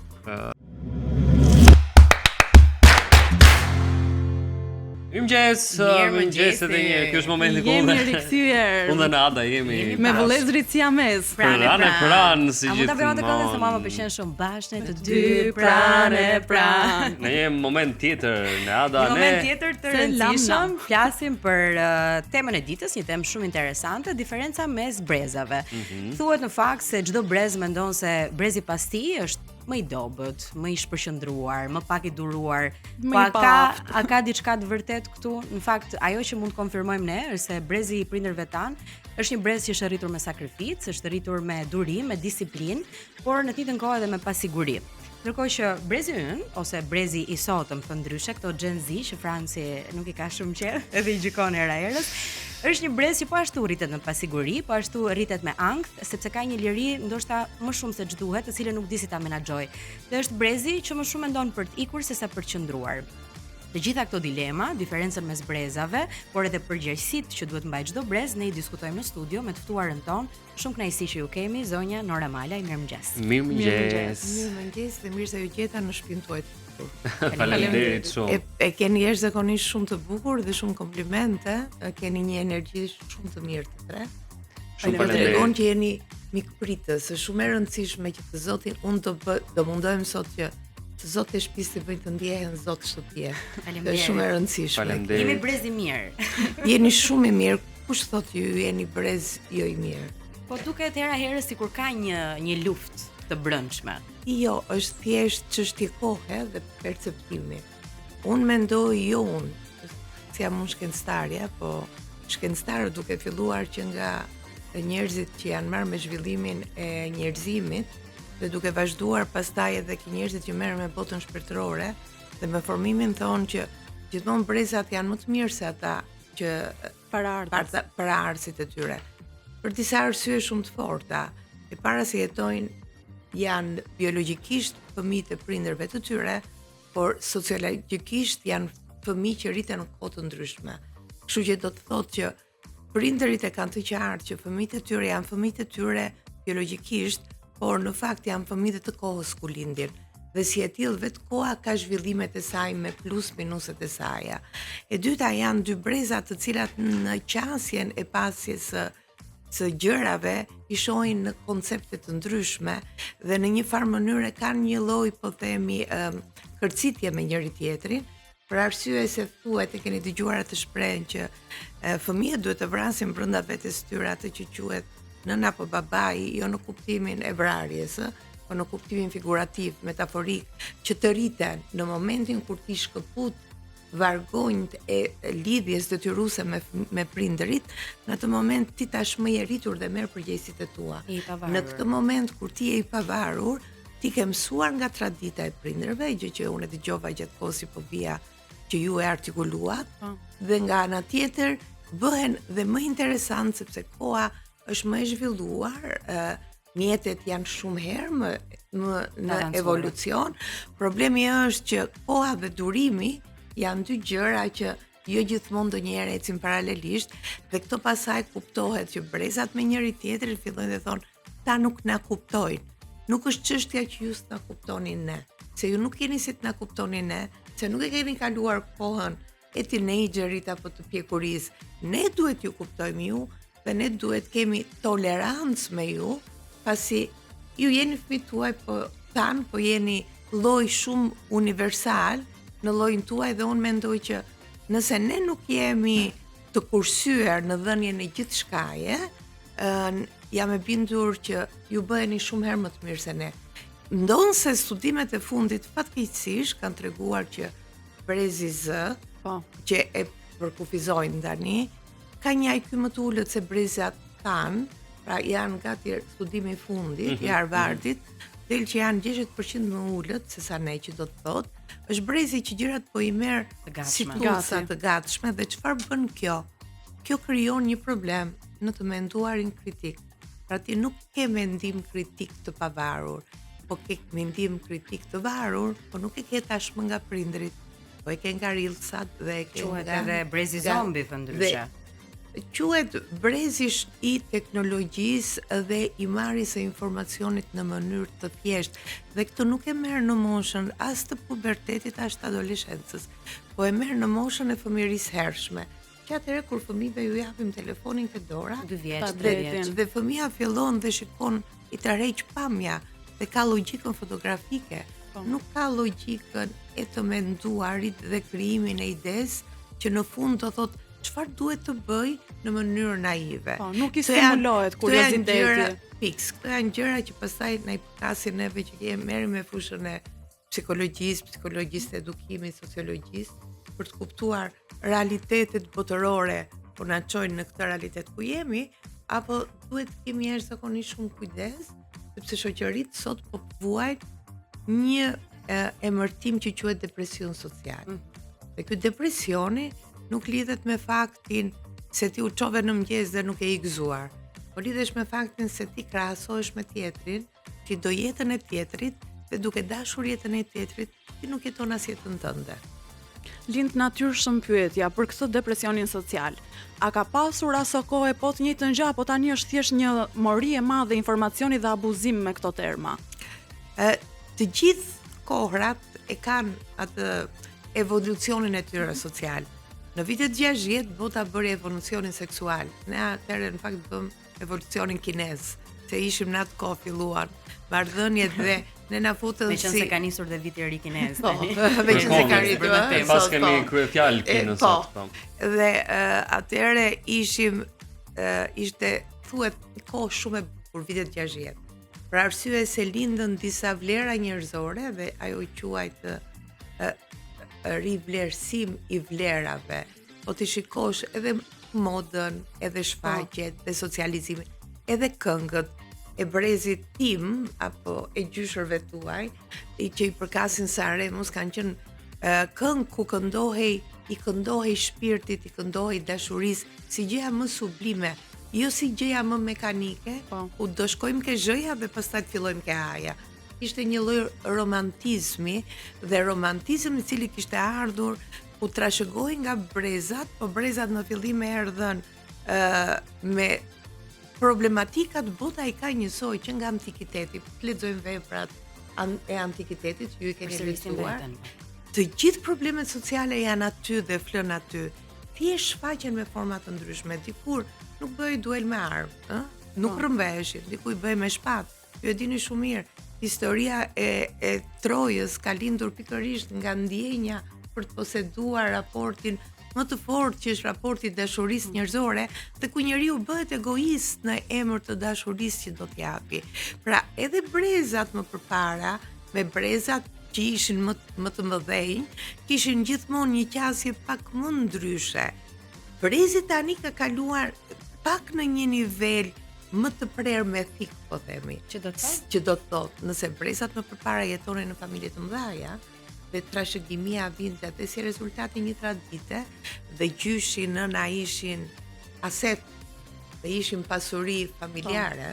Pasuri familjare jo vetëm se ekzistonin dhe krijonin raportin social, po ishin pasuri familjare se nëpërmjet fjalëve të tyre ty të krijonte mundësinë e të këngës, të ninullës, të punëve të dorës, të gjellëve të shtëpisë, të gjitha vlerat të gjithë shkaje dhe shtëpia ndriçonte dhe qeshte. Nisi kokër tani, sa shumë kemi mësuar duke u rritur me prezencën e gjyshërve. Po, sepse qeshte shtëpia dhe kur qeshte nëna dhe gjyshi ishte një gëzim I madh. Edhe ato lodrat që bëheshin kur dilnin fëmijët në obor, ku luanin me litar, që nuk dëgjon më tani të kërcasi litari dhe të luajnë. Tani kemi vetëm palestër që bëjnë gjim dhe gocat të tregojnë, dhe gratë, mamat, që tregojnë se çfarë trup të bukur po bëjnë. Një trend I cili na tregon se në kohën time dhe në kohën tuaj. Në kohën time prindrit na edukonin lart forma, por shumë e rëndësishme përmbajtja. Në kohën e sotme është lart dukja edhe përmbajtja. Tani këto të dyja kërcasin shumë me njëra tjetrën dhe prandaj jo se ne nuk jemi njësoj, ne jemi shumë njësoj. Po ne prindrit duhet ju kuptojmë që ju jeni pjesë e kohës dhe ju nuk krahasoheni më me të pakrahasueshme që janë prindrit, por krahasoheni me si motrën tuaj të krahasueshme, që janë të njohurit tuaj apo Kim Kardashian me shok, të cilët janë kthyer në trendin dhe nuk kuptojnë që ekzistenca e qenies njerëzore, si e gruas dhe e burrit, është një ekzistencë e domosdoshme për ta përballuar botën me këtë fluks të frikshëm që ka. Dikur kënaqësia zgjatej më shumë. Sot kënaqësia është çast. 3 sekondat e para, dhe si një video. Kur është çast, edhe ne ham keq, ham me pas fust çast. Po. Edhe vrapojmë si një raket çast, edhe kur mendojmë çast dhe nuk mendojmë kohë. Një pyetje kam, vetëm ju lutem afroni pak te mikrofoni që të dëgjoni më mirë dhe për ata që na ndjekin në radio. Prindrit sot, me gjithë këto që përmendëm, po rrisin fëmijë me vetbesim apo fëmijë me një ego të fryrë? Jo më larg se mbrëm me mbesën time që unë e kam edhe referent studim, jo vetëm dashuri pa kushte, dhe është dashuria më e madhe që më dorëzon. Pra, po besoj mësoni dhe ju shumë nga ajo. Patjetër, mësoj ai shumë sa që ndjehem shumë mirë që dua të përshtatem dhe me moshën e tyre. Pra ajo më mëson si të përshtatem me ta dhe të mos bëj asnjë paragjykim dhe të vlerësoj të gjithë të drejtat e tyre, kur ata nuk duan t'i nxjerrësh në foto, kur ata nuk duan që të mos i nxjerrësh mirë, kur ata nuk duan t'i bësh objekt diskutimi, ose kur ata nuk duan që nëpërmjet emrit tënd të marrin merita të pamerituara. Dhe ta thon me shumë elegancë dhe bukuri, sepse janë një brez që nuk është se janë të papërgjegjshëm dhe që rriten ndryshe nga ne. Jo, në thelbin e tyre janë si ne, por janë me qasje ndryshe nga ne dhe duhet kuptuar kjo. Është qasje shumë e bukur ajo e tyre, që i ruan në një farë mënyre në identitetet e tyre. Se unë jam e bindur që dhe ju kur të vini, jo në moshën time, po pak më të rritur, pra kur të piqeni më shumë, ju do referoheni gjyshërve dhe gjysheve dhe do thoni se nëna tha se gjyshi tha. Dhe kur të bëheni gjyshërve do ju thot, japim të drejtë. Po, dhe ata kishin të drejtë dhe ju keni të gjithë kohën e Perëndis që të bëni gabime në këtë moshë. Dhe unë ju këshilloj të bëni gabime në këtë moshë. Dhe ju këshilloj të mos bëheni si brezi ynë, po të jeni vetvetja. Të jeni me uljet dhe ngritjet tuaja dhe me oscilacionet tuaja. A keni qenë ju brezi i perfeksionit, që çdo gjë doni ta kishit në kontroll dhe të dukeshit mirë brenda kornizave çdo gjë? Ne kemi qenë brezi jo i perfeksionit, po brezi i edukimit me i kuadratuar, në kuadrat. Do me thënë, ne kishim rrugë të lejuara dhe rrugë të ndaluara. Dhe këto i respektonim, pra ishim brezi i rregullave të forta, për arsye se jetonim në shoqëri ku të gjithë ishim në një Big Brother. Të survejuar. Në survejimin që bënin, një nga veprat më të bukura janë veprat e Kadares në punësi i Pallatit të Ëndrave, dhe në punësi i Pallatit të Ëndrave, thelbin kryesor ka që shteti të merrte pengë dhe ëndrrën. Dhe ta menaxhonte ëndrrën, pra, ti menaxhosh një kombi ëndrrën, do të thotë që kombi të jetë pa ëndër dhe të gjendet në zgjendër, pra në pagjendje. Prandaj e vuajnë brezat tuaj dhe fëmijët tanë këtë gjë.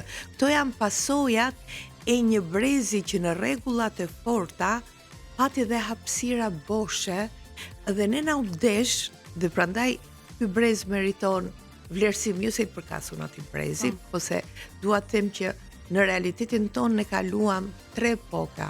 Epokën e zjarit, epokën e hekurit dhe në epokën e ujit. Do me thënë, mbjetuam duke marrë më të mirat e gjyshërve tanë. Rezistuam në një kohë që ishte kohë apokalipsi njerëzor, por ishte aq e minimizuar sa që e keqja shitej si e mirë. Kur e keqja të shitet si e mirë, ti sëmundjen tënde e bën pjesë tënden dhe duke e bërë pjesë tënde ti rritesh me të dhe ky quhej ideologjizim. Pra njerëzit u ideologjizuan se në të kundërt nuk kishin nga të shkonin, se atëherë ishte edhe dënimi me vdekje. Po mirë, atëherë ishte edhe modeli që ja tregonte shoqërisë kur e nxirte ai dhe kur e varte dikë bëhej prezent, pra ishte një lloj makabriteti social. Nga ana tjetër, ne ishim brezi që bëm revolucionin, sepse në 90-ën sollëm demokracinë, mirë po nuk ishim të përgatitur për demokraci. Atëherë filluam atë që quhet brezi i katarsisit. Filluam të bënim katarsis me vete, por gjithmonë duhet kemi parasysh një gjë. Përpara se të vijë mira, kur hapet kutija e Pandorës, ju e dini shumë mirë, shpresa është fshehur diku ke cepi në fund. Del gjithmonë e keqja. Dhe fatkeqësia jonë është, prandaj ne ndjejmë dallimin me breza. Se ne po vuajmë tranzicionin e të zgjatur. Nuk ka vend që ka jetuar 36 vite në terminal. Ne jemi në terminal. Të vërtetat që supranuan kur edhe ende ka njerëz që gëzojnë simpati edhe nostalgji për atë regjim. Po. Jo, duhet jemi realist, se më pëlqen. Nuk më pëlqen ti nxi gjërat. Është i vetmi debat që hasim me vlerat brezin e prindërve tan. Jo, dua të jem realist. Ju garantoj që nëse do bëni një studim, të gjithë brezi i moshës së tretë nuk ka asnjë analfabet funksional dhe analfabet. Kjo është e vërtet. Sot kemi 60% të rinjve analfabet funksional dhe 70 analfabet funksional. Ju thash pyetjen përgjigjen kroçale për të kuptuar që një njeri që nuk është analfabet, që është i arsimuar, nuk ka shans të jetë budalla.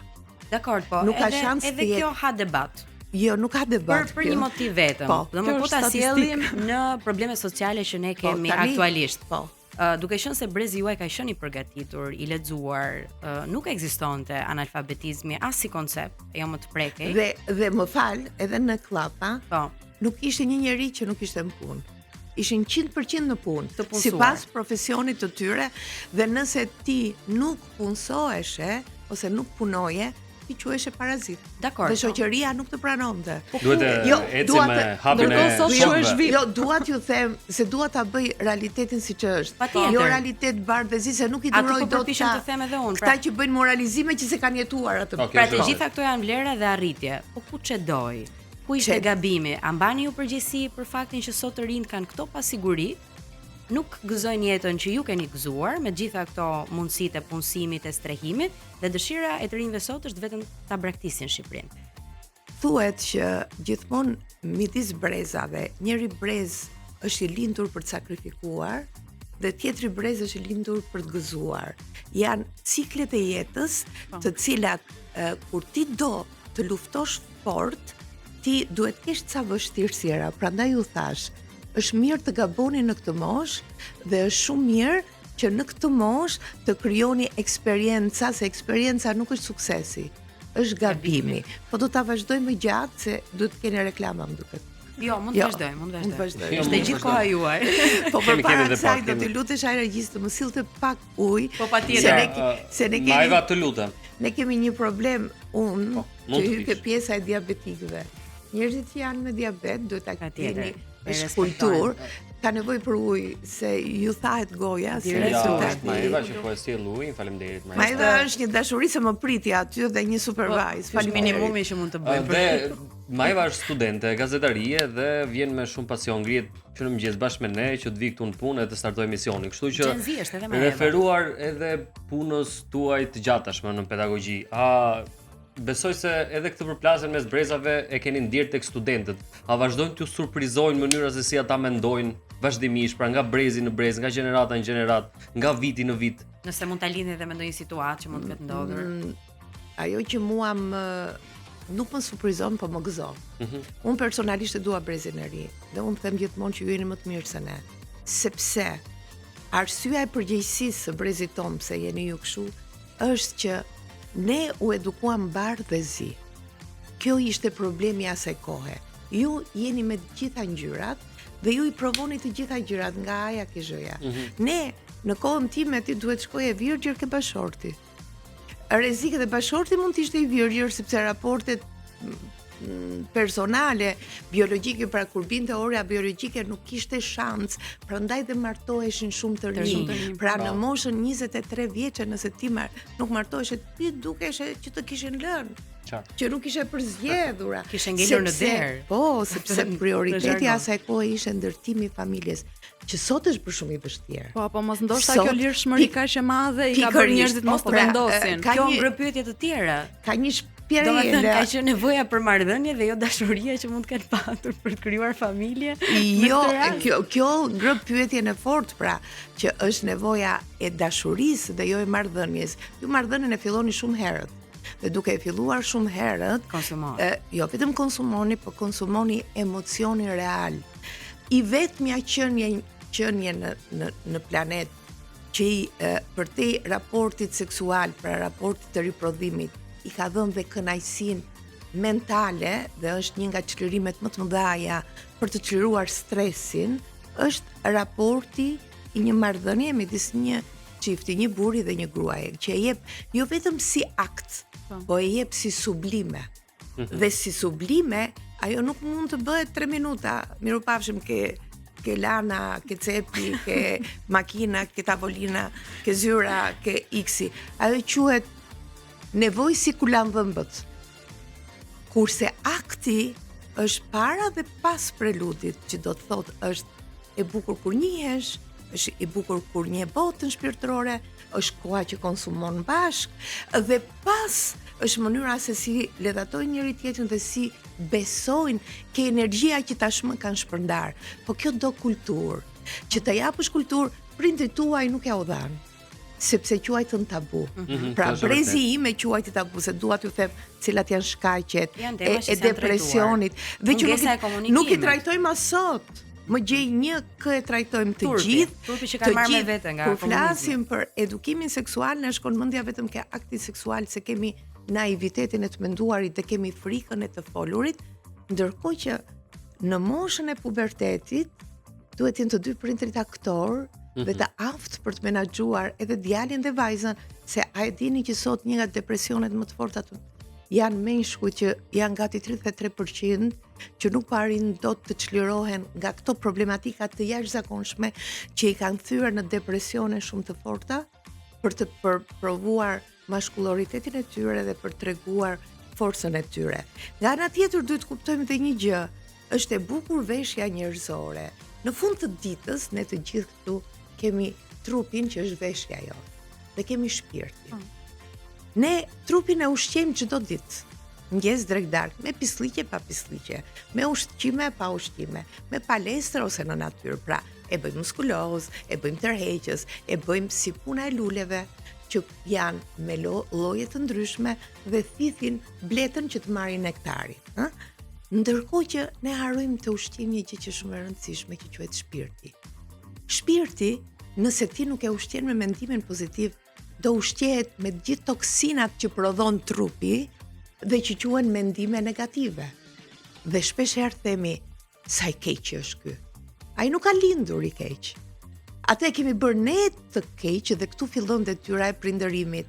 Pra nëse më përpara prindërimi ishte rregulli, ishte emulacioni, ishte dhe krahasimi që ishte i gabuar, sot prindrit pa dashjen e tyre bashkë me stresin ju kanë trashëguar këtë lloj sjellje. Gjithçka nis në familje dhe zhvillohet në shoqëri pastaj. Dhe ju shfaqeni cool, interesant, gjesme jeni ndryshe, në fakt ju jeni kopja e shëmtuar e jonë. Tani me qenë se jemi drejt fundit, vetëm një përkufizim për brezin sot edhe brezin tuaj. Shkurtimisht. Ju dua shumë si brez, dua që të gaboni, të merrni eksperiencat, të mos ndryshoni, se ju jeni më të mirë se ne. Por një gjë mos harroni. Respektojeni origjinën nga vini, se nëse ju nuk respektoni prindrit tuaj, është një shprehje që i thot babai djalit, atë që ti Perëndia i drejtoi dhe i thot, atë që ti do t'i bësh babait apo nënës, atë do të bëj fëmia jot nesër ty, që do të thot, prindrit nuk i zgjidhni, miqt, shokët, të dashurit i zgjidhni. Merrini dhe merroni anën më të mirë të tyre dhe bekojini çdo ditë që ju kanë sjellë në këtë botë që ndonë është e zhurmshme, është shumë mirënore për ju. Jeni aq të mirë sa që jeni shumë të mirë se brezion dhe unë jam shumë e lumtur që kam të bëj me studentët më të mrekullueshëm dhe dua t'i përgëzoj se janë në fazën e provimeve dhe t'ju them, ju guxoni fort se i provoni sfidat, por mos harroni shprehjen e latinit që thotë çdo gjë duhet me masë, se po kaloj masën, kthehet në të kundërtën e saj. E ne jemi jashtë masës dhe jashtë kohës, te kemi të kaluar, po ja vlen totalisht. Shumë faleminderit juve. Shumë e madhe që ju Kënaqësi. Kënaqësia Ditë mbar, ditë mbar. Faleminderit dhe ju. Edhe ju presim prapë në studio, patjetër. Me kënaqësi shumë. Ne do kalojmë në muzikë dhe publicitet dhe do kthehemi prapë në studio. S'kemi mbaruar. Mirëmëngjes. Jemi rikthyer së bashku, mirëmëngjesi për ata që sapo janë zgjuar. Jemi në Radio Travel 104.6 FM. FM, si ta them këtë? Me do anglisht apo shqip? FM, se. Dhe jemi te Premium Channel, që i themi njësoj si në shqip si në anglisht. Me mirë. Vëllezërit siamez vazhdojnë të jenë pranë sepse kemi një të ftuar të re në studio. Përplasëm kufje. No, përplasën veshët artificial. Edhe një eksplozim.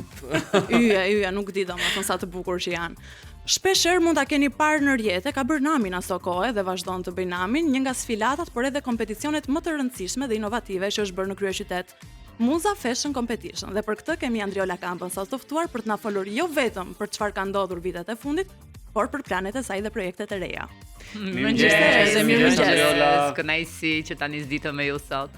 Tani Muza Fashion Fair 2026, cilat janë risit? Është hera e parë me të drejtën që po sjellemi panajër shumë të madh që organizohet për herë të parë në Ballkanin Perëndimor dhe ku do bëj të gjithë aktorët e industrisë modës bashkë. Edhe Muza Fashion Fair jo do jetë një derë e hapur për industrinë, po ndërkohë do krijojmë për herë të parë dhomën e tekstileve, siç ndodh në Milano, në Paris, në vendet më të zhvilluar që i përkasin industrisë modës, por unë e shoh mirë, ne kemi shumë talente. Patjetër që kemi talente, kemi një industri që po rritet duke parë pak duke parë çik dhënat ekonomike si të Kosovës, Maqedonisë, Malizit, Shqipërisë, është momenti i duhur që ne të merrnim këtë hap pas kompeticionit të muzës, që vetëm muza Ka qenë në tepër i 5 suksesshëm. vite dhe në 5 vite që Xha ka një platformë të ndërtuar me gati 9.000 të ri. Një organizim shumë i bukur për ne që kemi qenë pjesëmarrës aty. Kjo në fakt është merit e gjithë skuadrës që unë përfaqësoj dhe regjizores tonë Arnida Beqiri. Se të punosh me më të mirët e tregut, ndoshta është dhe një aftësi e mirë. Këtë e kam pa kompliment të vetë. Por aftësi është edhe krijimi i asaj ideje. Si ka lindur si ide? Muza ka ardhur në këto udhëtimet e mia të shpeshta në për rajon, kam pasur fatin të takoj Nëntolen, që mbante gjallë Xhubletën. Dhe një takim i përzemër që ne kishim së bashku dhe po i flisja si e mban gjallë. Kishte mbesën e vet aty dhe unë mbesa ishte 18 vjeç me sa kujtoj. Edhe unë i them, po ti e ke mësuar të bësh Xhubletën, ajo me një arrogancë e një të reje që se kuptonte në fakt edhe adoleshent, po dhe ne na ka ndodhur në procesin ton pas viteve 90 që gjithçka çka kishim të gjitha i flakëm, po ideja për të kapë të modernën është, do të thënë, është proces, nuk është se dhe e tillë ndodh interesi dhe tek e vjetra, nuk po humbet. Patjetër tani është një interes i jashtëzakonshëm, sidomos në ekonominë krijuese. Edhe unë shoh të rit e muzës shërben si frymëzim? Jo vetëm si frymëzim, por shërben dhe si një mekanizëm, pra vetë industria modës në një krizë për të rirë ose për të risjell veten në një mënyrë të ndryshme.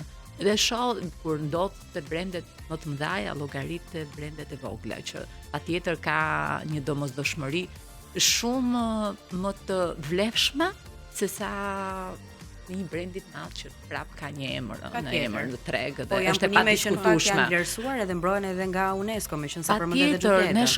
Ne shohim stilistet tona që sot në tregun ndërkombëtar dhe po veshin imazhe shumë të njohura, po flas për Aliza Dudon, flas për shumë personazhe që kanë dalë në muza sot dhe mua më bëjnë krenare sepse jo vetëm që rrisim edhe kemi orientuar në treg të ri që në fakt nuk kam vetëm tregun e Shqipërisë, por kanë një treg rajonal, ballkanik, po ndërkohë evropian dhe që shkëmbejnë me njëri tjetrin. Jo vetëm shkëmbejnë, por kanë hyrë janë biznes. Biznesi mirëfill. Duke u rikthyer pak te Muza Fashion Fair, përveç emrave që kanë dalë nga Muza Competition, të cilët besoj pa diskutim do të jenë pjesë edhe e panajerit. A ka kërkesa nga rajoni për të qenë pjesë? Patjetër që po. Ne jemi duke ndërtuar që të ndërtosh një Muza Fashion Fair është një sfidë dhe për mua është sfida e radhës, dhe sa i fëmia i vogël që sapo lind dhe shpresoj shumë që të kem gjithë aktorët më të rëndësishëm të industrisë. Ka filluar procesi i aplikimit? Po, ne pothuajse kemi realizuar mbi 50% të punës. Dhe me thënë gjithë kohës duke rritur bebet janë rrë. Nuk mision do jetë më duke. I pandalshëm për mua. I ka da zotë edhe në karrierë edhe personale. Nuk ndalem dot te kjo pjesë, është çështje misioni. Dhe shpresoj shumë që jo vetëm brende, po këtu do kenë të gjithë aktorët, pra nga kush është pjesë, si mund të bëhet një veshje. Të gjithë do jenë aty. Do ketë një sfilat të jashtëzakonshme. Pallati i Kongreseve do kthehet një vepër arti i dedikuar të bukurës, i dedikuar të rive, dedikuar brendeve të mëdha, që në fakt sigurisht janë ndreolën e lidhen me sfiladën. Pra edhe vetë Muza Fashion Fair do ketë në gjithë fokusin e saj, do ketë sfiladën, do ketë aktivitete, do kemi zhvillimet midis brendeve, midis pjesës industrisë. Do ketë një hapësirë të dedikuar për B2B. Po, të gjithçka. Për këtë do pyesja. Vin brendet të njohura nga Italia, Franca, Kosova, Maqedonia, pra është një nisëm që do jetë i pari në llojin e tij në tregun shqiptar, por besoj që do jetë dhe një nisëm që do sjelli një zhvillim të qëndrueshëm për industrinë e tekstileve. Pra, kjo gjëja që ne na ka munguar deri tani, për të rjetizuar dhe për të ndërtuar për herë të parë dhomën ekonomike të tekstileve. Ka emra të mëdhenj ose personalitete të fushës modës? Patjetër që po. Muza vetë në tërësinë e ka filluar rrugtimin e saj me emra të mëdhenj. por nuk doja tani t'i zbuloja të gjithë, sepse do ketë emra të mëdhej edhe nga industria e modës evropiane, që Nuk do mund të zbulojmë vetëm një. Jo, sepse Inicialet se i gjejmë vetë. Ju siguroj që do jetë po punohet me shumë dashuri, po do jetë një event që do japi shumë Tiranës, do japi ekonomisë, por ndërkohë do të frymëzoj dhe brezin e ri. Do jetë një surprizë e bukur pra. Do jetë një surprizë e bukur, do jetë e integruar edhe me muzikën, me artin, me konferencat, me takimet B2B, do ketë, pra do jetë diçka e prekshme dhe që do japi një produkt konkret. Vendodhja Te Pallati i Kongreseve, në hollin e Pallatit të Kongreseve, datë 23-25 maj, aty do takohen të gjithë aktorët e industrisë modës që do bëhen bashkë për të dhënë diçka më të bukur dhe për të treguar modelin që duhet të kemi. Po, konkurs mes të rinjve si tek Muza Competition, brand vazhdon. Konkursi mes të rinjve, stilistëve të rinj, si tek Muza Competition do ketë apo? Këtë vit ne kemi 5 vjetorin e Muzës dhe Muza po zhvendoset në Milano. Pra, do kemi një rritje dhe një zhvillim të ri. Jemi duke u marrë, ndërkohë që po merrem me Muza Fashion Fairin, jemi duke u marrë dhe me 5 vjetorin e Muzës, që për mua është moment shumë i rëndësishëm. Po, ndalemi pak te kjo, si po zhvendosen në Milano? Po, 5 vjetori i Muzës do të organizohet në javën e modës në Milano, në fund të shtatorit në Milano, sepse të gjithë stilistët ne kemi çfarë tregojmë, dhe suksesi i të rive tanë në tregun ndërkombëtar duhet pasqyruar dhe ne themi që duhet jemi pjesë e Bashkimit Evropian, por shumë bukur kur ne prezantohemi me kulturën tonë, me artin, me të rit dhe pikërisht me ekonominë krijuese dhe inovacionin. Mi qëndrojmë te Milano. Kush do jetë kuratori i koleksioneve që do prezantohen? Pra flasim për në Milano dhe si do ndahen këto si thua ndryshëm besoj. Po besoj do merret diçka nga secili fitues ndër vite.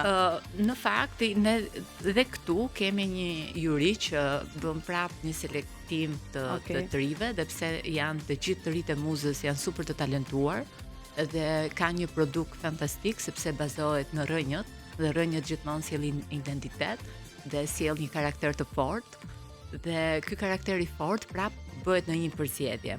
Por unë gjithmonë shuhem si njëri që jam besnik skuadrës që punoj në 5 vite dhe nuk ndryshoj skuadrë. Skuadra fituese në gjithçka, pra nga skena, nga logjistika, nga regjia. Jo, regjin mos na e merr të lutem. Regjin jo. Pra gjithçka që ndodh në Muza, unë mendoj që skuadra fituese nuk ka nevojë të ndryshohet. Dhe pikërisht ne duhet shkojmë në Milano, të promovojmë vlerat, punën e gjithçka që është bazuar dhe besoj që do jetë një derë e hapur dhe për të rit që vinë në vijim për Muzë. Duke patur parasysh edhe koleksionet e kaluara, kam përshtypjen dhe bindjen në fakt që do tërhiqni vëmendjen edhe të ndonjë reviste prestigjioze. Patjetër që besoj do shohim ne diçka në botë. Kishim një eksperiencë tani që fituesja e parë e Muza Competition që ishte Moralda, ne ishim në javën e modës në Milano.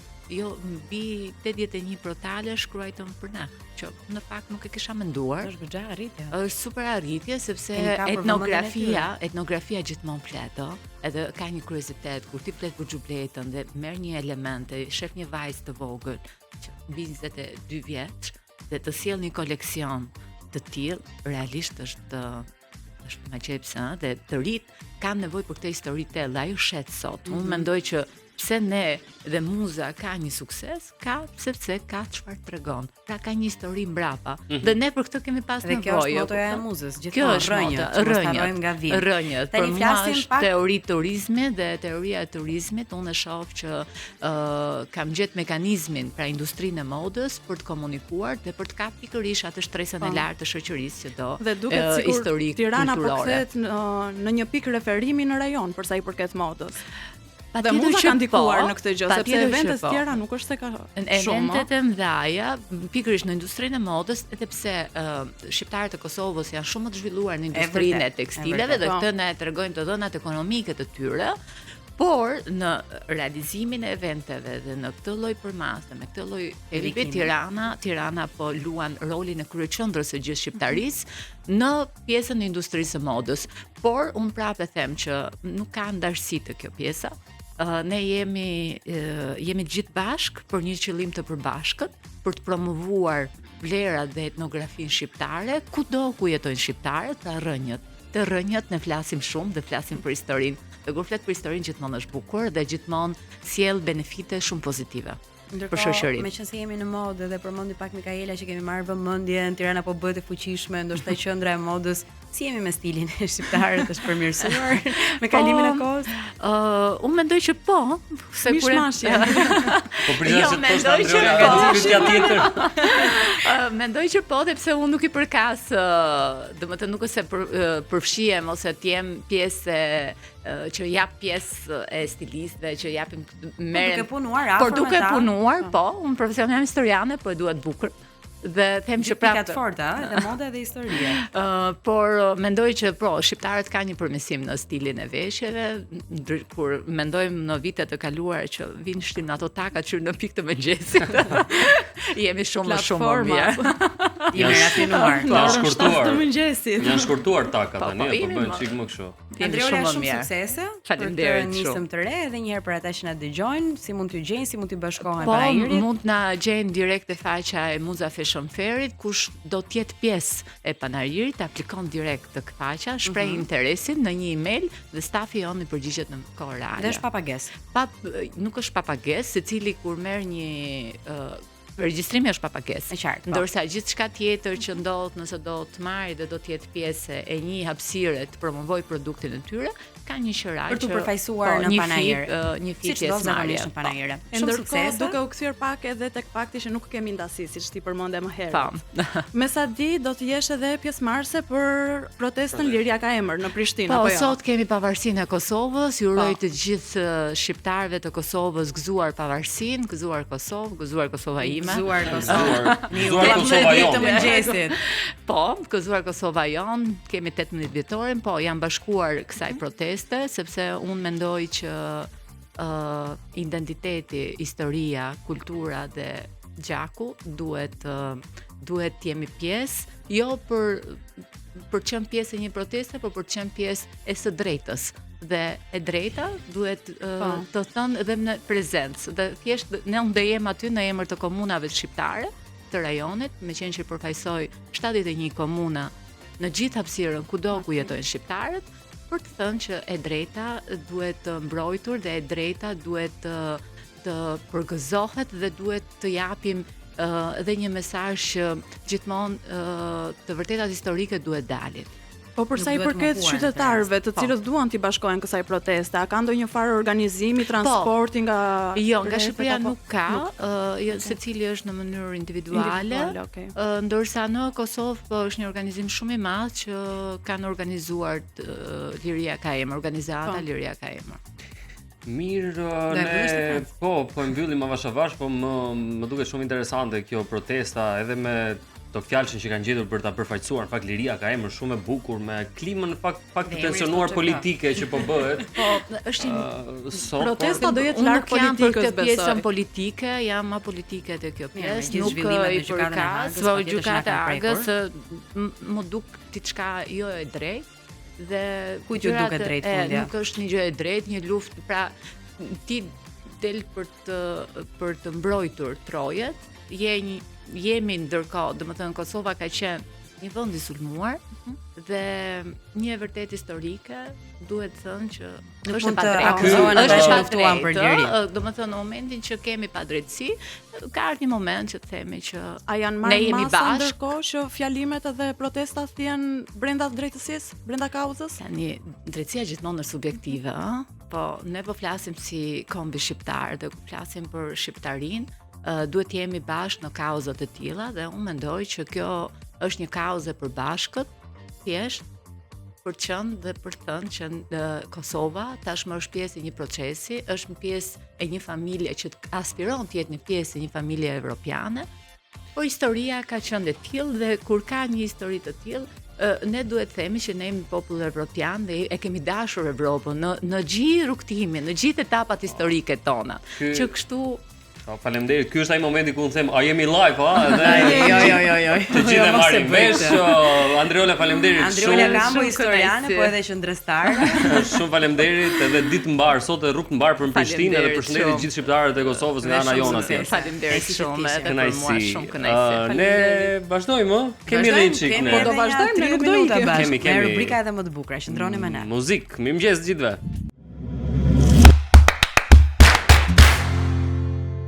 Po përpiqem të rregulloj karrige. Vazhdo përpiqu. Se ke ngelusin kaluç, nuk e ke hipur tamam. Më duket se jam në fazën nëse sonë ndihesh. Fazë e preferuar. Mirëmëngjes, Mirëmëngjesit të gjithëve. Po ndiqni Zgjo po deshe në 104.6 në Radio Travel dhe në ekranin e Premium Channel dhe ne kemi një quiz për ju. Gjeje ku që ju shpërblen me një kupon në vlerën e 50 eurove nga Sweet Spot. Mund ta kemi siglën për këtë apo direkt në temë? Direkt në temë. Direkt në temë. Jo, e kemi. Ah, bukur. Mos më dëgjoj mua, më se të provokoj Jo, unë. bëhet Ti e di lezetshëm. si bëhem unë kur vjen puna te Është sikleta. hapësira për frymarrje, kur ke folur kaq shumë. Mirë, për ditën e sotme, pyetja është kjo. Në cilin vend çokolata konsumohet në pikë të mëngjesit? E han kështu Pra ata. është vakt. Shesh. Mëngjesi tyre është çokoladë. I kam hequr opsionet e tjera, kemi vetëm 2 alternativa më saktë, Belgjik apo Zvicër. Cili vend mund të jetë? 068 40 63 4 2 3. Edhe në adresën tonë të Instagramit në dhe Premium Instagrami Channel. i Francit. Mund të shkruani. Franc.Bregli. Mua më shkruani jo për çokolata, më shkruani për ndonjë gjë tjetër, për shembull më shkruani se si do donit ju ta flisnit pastër gjuhën shqipe sepse Apo ti po bëre nga këto kërkesa, askush s'ka për të shkruar, o Do me Frans. thënë ti Franc nuk i shkruan ose më saktë nuk del me një vajzë nëse ajo nuk shkruan pastër dhe pa Po të gabime shkruaj pa ti ÇKM. Nuk thash që nuk dal, por është një gjë që do ta kem shumë parasysh në marrëdhënien time me këtë do vajzë. të t'irritonte si gjë? Gabime drejt shkrimore? Imagjino takimi i parë i Frans, atëre vajzë e dashur. Thuhet Jo. ç'kemi. Mua më ndodh që i korrigjoj njerëzit Shkruhet kur shkojnë me gabime. Unë jam ai rasti që shokët më thon, po pse u ndave, po ajo nuk njihte dantën më. Prandaj ke ngel pa martuar. Mbase. Kështu që njerëz jemi tek Shqipo deshe. Ku jemi? Ku e kemi Ka sikletën? siglet Ku kjo? jemi ne në studio, vazhdojmë të jemi. Asa do doja, ja ku e kemi. Më pëlqen që thot Franci njerëz, se në të kundër do ishte hi guys. Ah, Hi guys, hey people. Bo, hi Hey, guys. njerëz. Edhe imagjino ta prezantoja këtë rubrikën në anglisht. Now Shqip is the po deshe. moment. Yeah. Yeah, like Albanian please, you Po know. të punoje në BBC Radio, mund të bëj. Unë po ne Në Radio jemi Travel. në Zgjo po deshe dhe jemi në Radio Travel edhe në Premium Channel dhe filloj me një herë me fjalën e ditës. Në zgjero Ndërkohë ulu se horizontin. nuk të shohim dot. Pse mo? Ulu sistemo. Jo, më mirë. Po Se mirë më jam. duket po na bie Franci nga momenti në moment. Jo, thjesht e kam një këmbë këtu edhe jam shumë okay. Unë zakonisht jam me këmbë në tokë, Mikaela. Jo. Një këmbë e ka në tokë gjithmonë për siguri. Nuk fluturoj kështu. Ose ka fobi nga lartësitë. Është e çuditshme që dikur kisha tani një periudhë pastaj sikur më iku kjo frika, pastaj më rikthye prap. Wow. Hajde merre vesh të punë, domethënë. Po, jo, zakonisht jam me këmbë në tokë, e thamë këtë. E dini se kush është fjala e ditës për sot, se Jo, kë kam e zgjedhur di. si fjalë ditë tek fjalori i madh i gjuhës shqipe që e keni në rrjet, e keni online, mund të klikoni, mund të përmirësoni, mund të sugjeroni. E keni edhe për disa muaj të tjerë para se të kthehet në formën e vet të shtypur në disa vëllime. Sot fjala që un kam zgjedhur dhe që do t'ju pyes a e merrni dot me mend se cili është kuptimi dhe mbas e keni përdorur është grish. Si mora? Grish. Po, Grish? grish. Grifsh. Jo, grish. Të grish. Grish sallat. Jo tamam, është një folje, pra grish ose Grish. si më thën grishje në Rëmuj. jo, Atarim. jo. Pasion. Jo. Ju afrove disi, me këtë të fundit me pas. Vazhdo me këto alternativat nga hiçi se diku do dalësh. Mikaela, ke ndonjë Unë vetëm alternativë? ato dy opsionet e para isha ose thash grifsh edhe shqiptoj gabim, po Jo, pastaj grish. ç'ne ti Lëvizje. Franca Pra do të është shqiptosh folje, gabim. pra domethënë unë e grish në adën që të vi këtu me mua. Çfarë i Eftoj. thotë? Be ftoj pra, shko sa folje e bukur, sa fjalë e bukur që është. E bukur do E ishte ftoj, ftoj. e thras, si më thën. Përdoret kjo. Si më thën e grishi për dark. Kjo Është në dialekt. Oh. natyra na grishi. Jo, moj është fjalë shqipe dhe është fjalë shumë e bukur shqipe. Po, më Grishje. ftoi njëri për dark. Unë e Për përdor të grishur për dark. Më unë- grishi njëri për dark. Se ajo është ftoj. Miro, tani unë si akademik të përpiqem që t'ju jap brenda kornizave akademike. Po vetë ke fajin që na jep material. Tani do grishemi për dark thotë kjo. Në këto 75 vite jetë, apo do gri. Në këto 75 vite jetë që ti ka. Sa herë të kanë thënë Franc, a do grish pak? E pare punës jam 85, nuk jam 75, mos mi donim të të rinonim pak. Jam pensionat, janë sigurime apo jo kujtim, janë të paguara. Faleminderit shumë. Dhe unë jam nga ata që fjalën grishje e përdor shpesh herë me thënë drejtën. Është ginjen. Jo, e përdor. Është një formë letrare e përdorur shumë në letërsinë e mirë dhe kur njerëzit përkthejnë dhe dinë të përkthejnë mirë e përdorin në vend fjalës eftoi e kështu sepse fjala grishje ka një farë nuance më ndryshe se sa thjesht eftoi, sepse grishja për të fundit. Tash unë nuk e mbaj mend kur e kam përdorur, por me një mik, me një mikesh, me një koleg. Ne nuk jemi ato kolege që e ka përdorur. Pra në situash po ta përdorim si emër të grishje, është një ftesë, është një joshje, është një nxitje. Pra si më thon grishje për luftë, grishje për dasmë, një shpjegim konkret në fjalor? Të thash sinonimet ftoj thras pra e ke.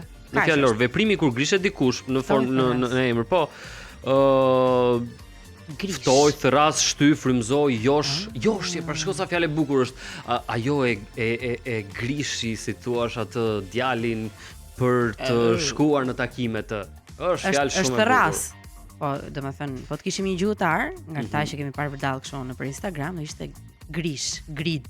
Gritare, bërtas, thras. Mbase, nuk e di. Deri tani ju kam thënë dy fjalë. Deri tani e Marta sot me plotson atë si thua momentin me dy fjalë që keni ju për të mësuar për provimin e fundit, e para ishte halitje, po ta mbani mend. Dhe sotmja është folja grish, pra që e ftoi, e thras, e josh edhe kështu me radhë, është shumë e bukur. Do ta kemi parasysh. Megjithatë ne kemi vetë ca tok fjalë që nga rrjeti që mua mi ka dërguar Maeva. Kemi ato komente të rrjetit? Kemi, po.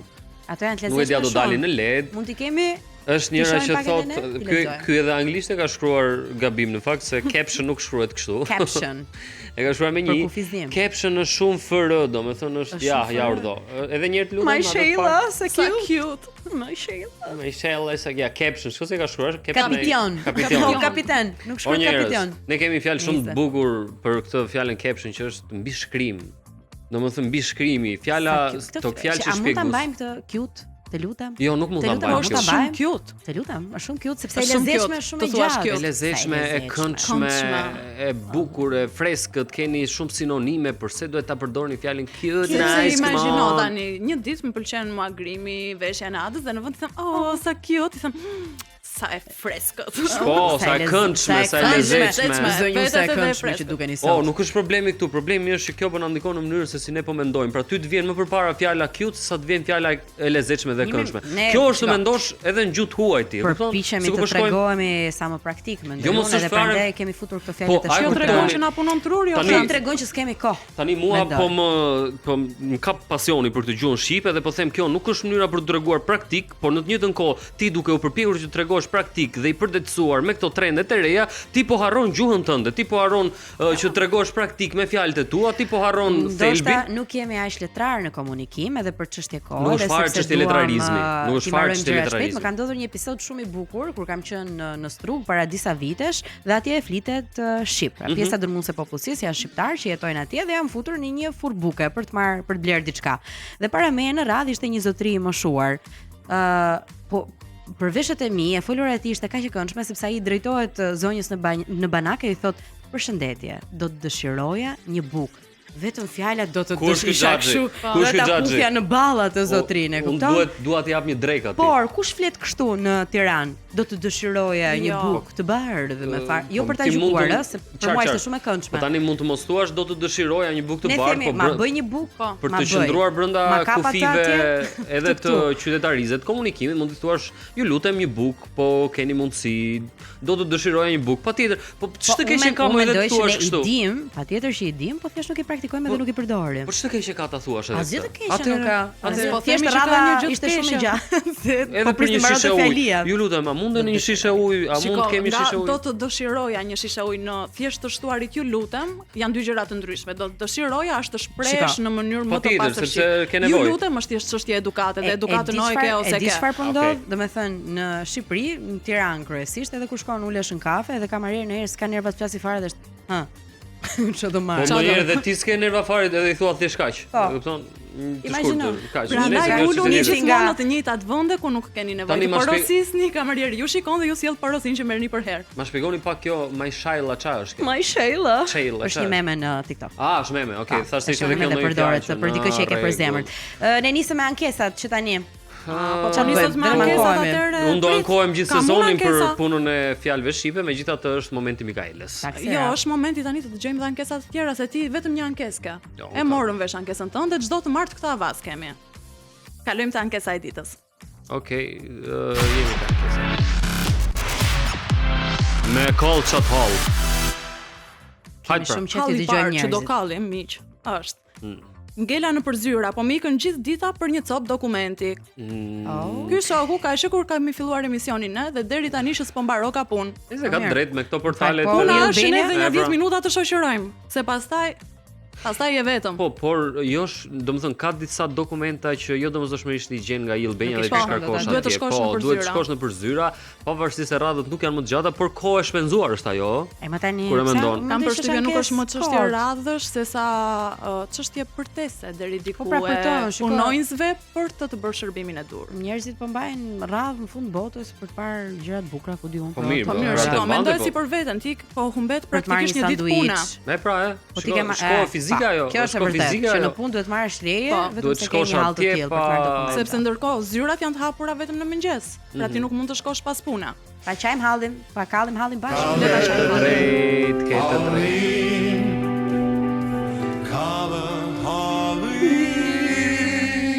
Është një meme shumë e lezetshme me këto vokset që bëhen në qendër të Tiranës, edhe i drejtohet një gazetar dikujt për t'i bërë një pyetje dhe zotria nga që s'kishte nerva i thot: "A keni lek me më dhon?" "Po t'lutem, pa zotin, veç hallë ke. A keni lek me më dhon?" Po, shumë e bukur ishte. Jo skemi, lek skemi, po kemi një 10 minutë që do të shoqërojmë. Pastaj thash: "Halli im sa është shumë i mos halli tënd." E mbyt. E dëgjova pra. E dëgjova. Ti ishte. Halli im është më i madh se halli tënd. Okej. Shumë e ishte, si e thash? Jo, shumë e bukur. Shumë bukur e tha. Po së dëgjua. Me një shqipe të pastër, si gjithmonë. Ky ishte i vetmi hall që kishim për sot. Jo, e kemi edhe një tjetër. Kemi edhe një tjetër, okay. Se më mangut unë me hallet. Jo. Nuk ka ajo ditë. Bëj normën Mikael. Po ky Mikael. tjetri hallin e ka me ne, me thënë drejtën. Çka ka me ne? Thot jeni shumë të lezetshëm. Ju kam çdo ditë në vend të alarmit. Po sot amas do ishte kesh ta bënit një minutë heshtje kolektive se më flihet dhe pak. Shimo. Franci me ty e ka. E pas ka formuluar shumë bukur. Un këtu nuk të ndihmoj dot sepse un këtu jam për të zgjuar, jo për të lënë të flesh. Kështu që ku programi foli ëmbël dëgjuesve. Mirëmëngjes vogëlush. Po më se ka un jam edhe këndes në horoskopin. Ka ardhur ora për kines. Dita ka nisur. Hey, jam undemi, miu edhe kush është këndezi. Sa e bukur kjo. Faj, dëgjoj ka këndezin, hey e thot, "O, perëndi dua të flas." Po dhe një minutë nuk do të bëj diferencë mor vlla. Ti po të thoje për shembull. Unë kam përshtypjen që ai edhe tani që po na dëgjon po bezdis. Kurse do të floj. Kur e mendon, ai do të rron se dërgova kot këtë mesazh. A ka mundsi? T'ja shajm hallin edhe zotërisë. T'ja shajm hallin edhe zotërisë po ti.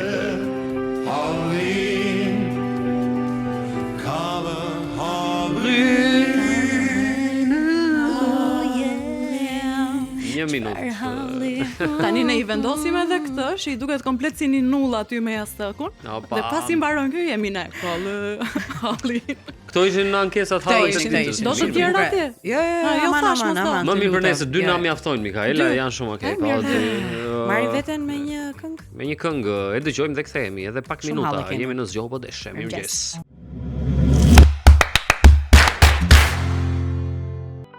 Okej, u kthyem kemi edhe po shumë e bukur me tre gjuhë tona të preferuara. Këndonte gjithkohës? Po, e kam shumë nuk e di, nuk e njeh. Mirazh. Mirazh.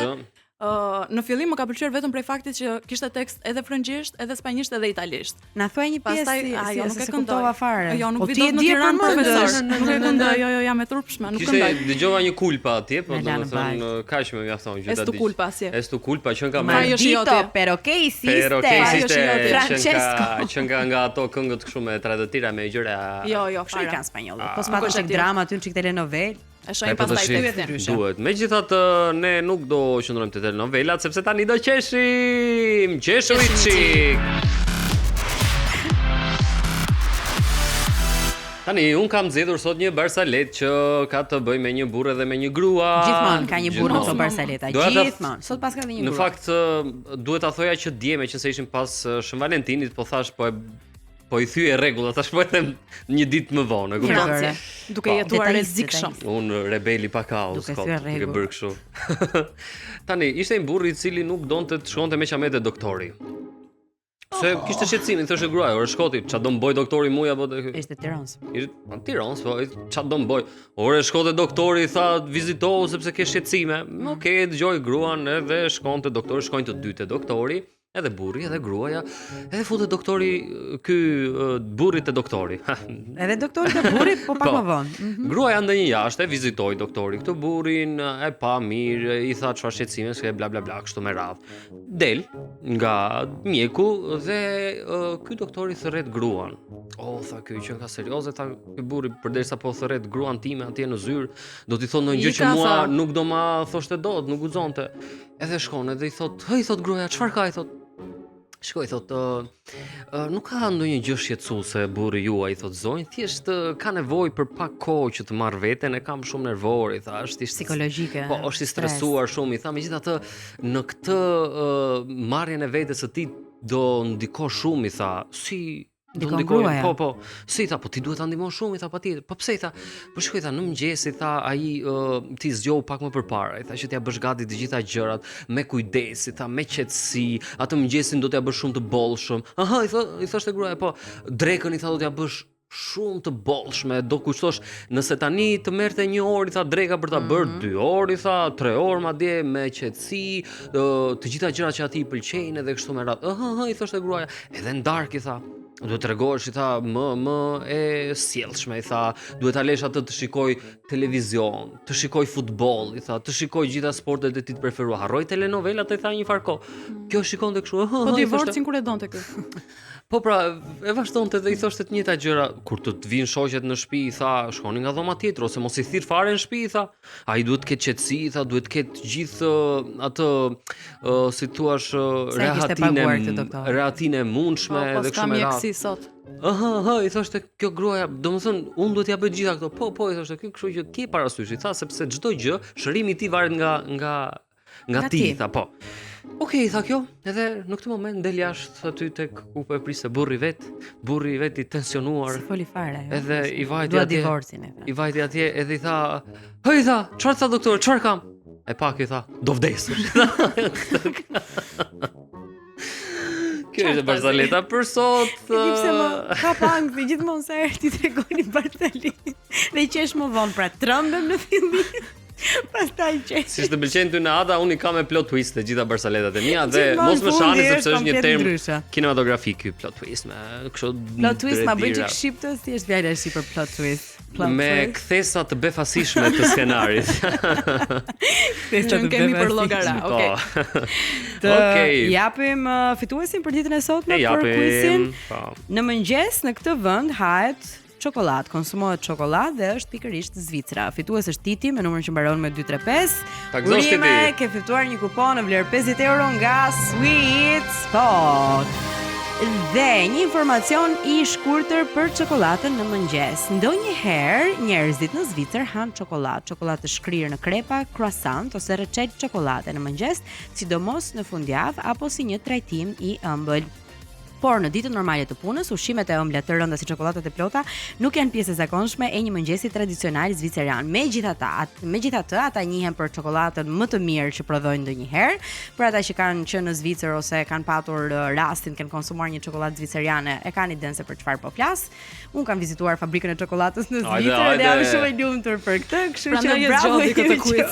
Se mos mendoni se zgjodhi kot. Ndërkohë që bota bënte luftra, ata zgjodhen të ishin neutrale dhe prodhonin çokoladë, po të lutem shumë e kanë parë hajrin e jetës. Po nuk thon paç fatin atyre që jetojnë në Zvicër, të rish atje për çefin tënd, ashtu e thon. Pra ti do dohet ishe një lop në Zvicër se sa Francë në Shqipëri. Unë do doja të isha një pronar, i një fabrike çokolade në Zvicër, da kaq. Dashkë shumë. Po i çazi një gjë vogël.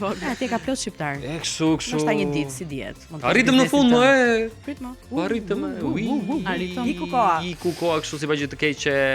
Miru pafshim, ne do dëgjojmë nesër apo jo? Po dëgjojmë nesër në orën 7. Në 104.6 edhe në Premium Channel me mua Francën, Adën edhe Mikaelën në Zgjohu po Deshe! Kalofshi sa më bukur, takojmë nesër.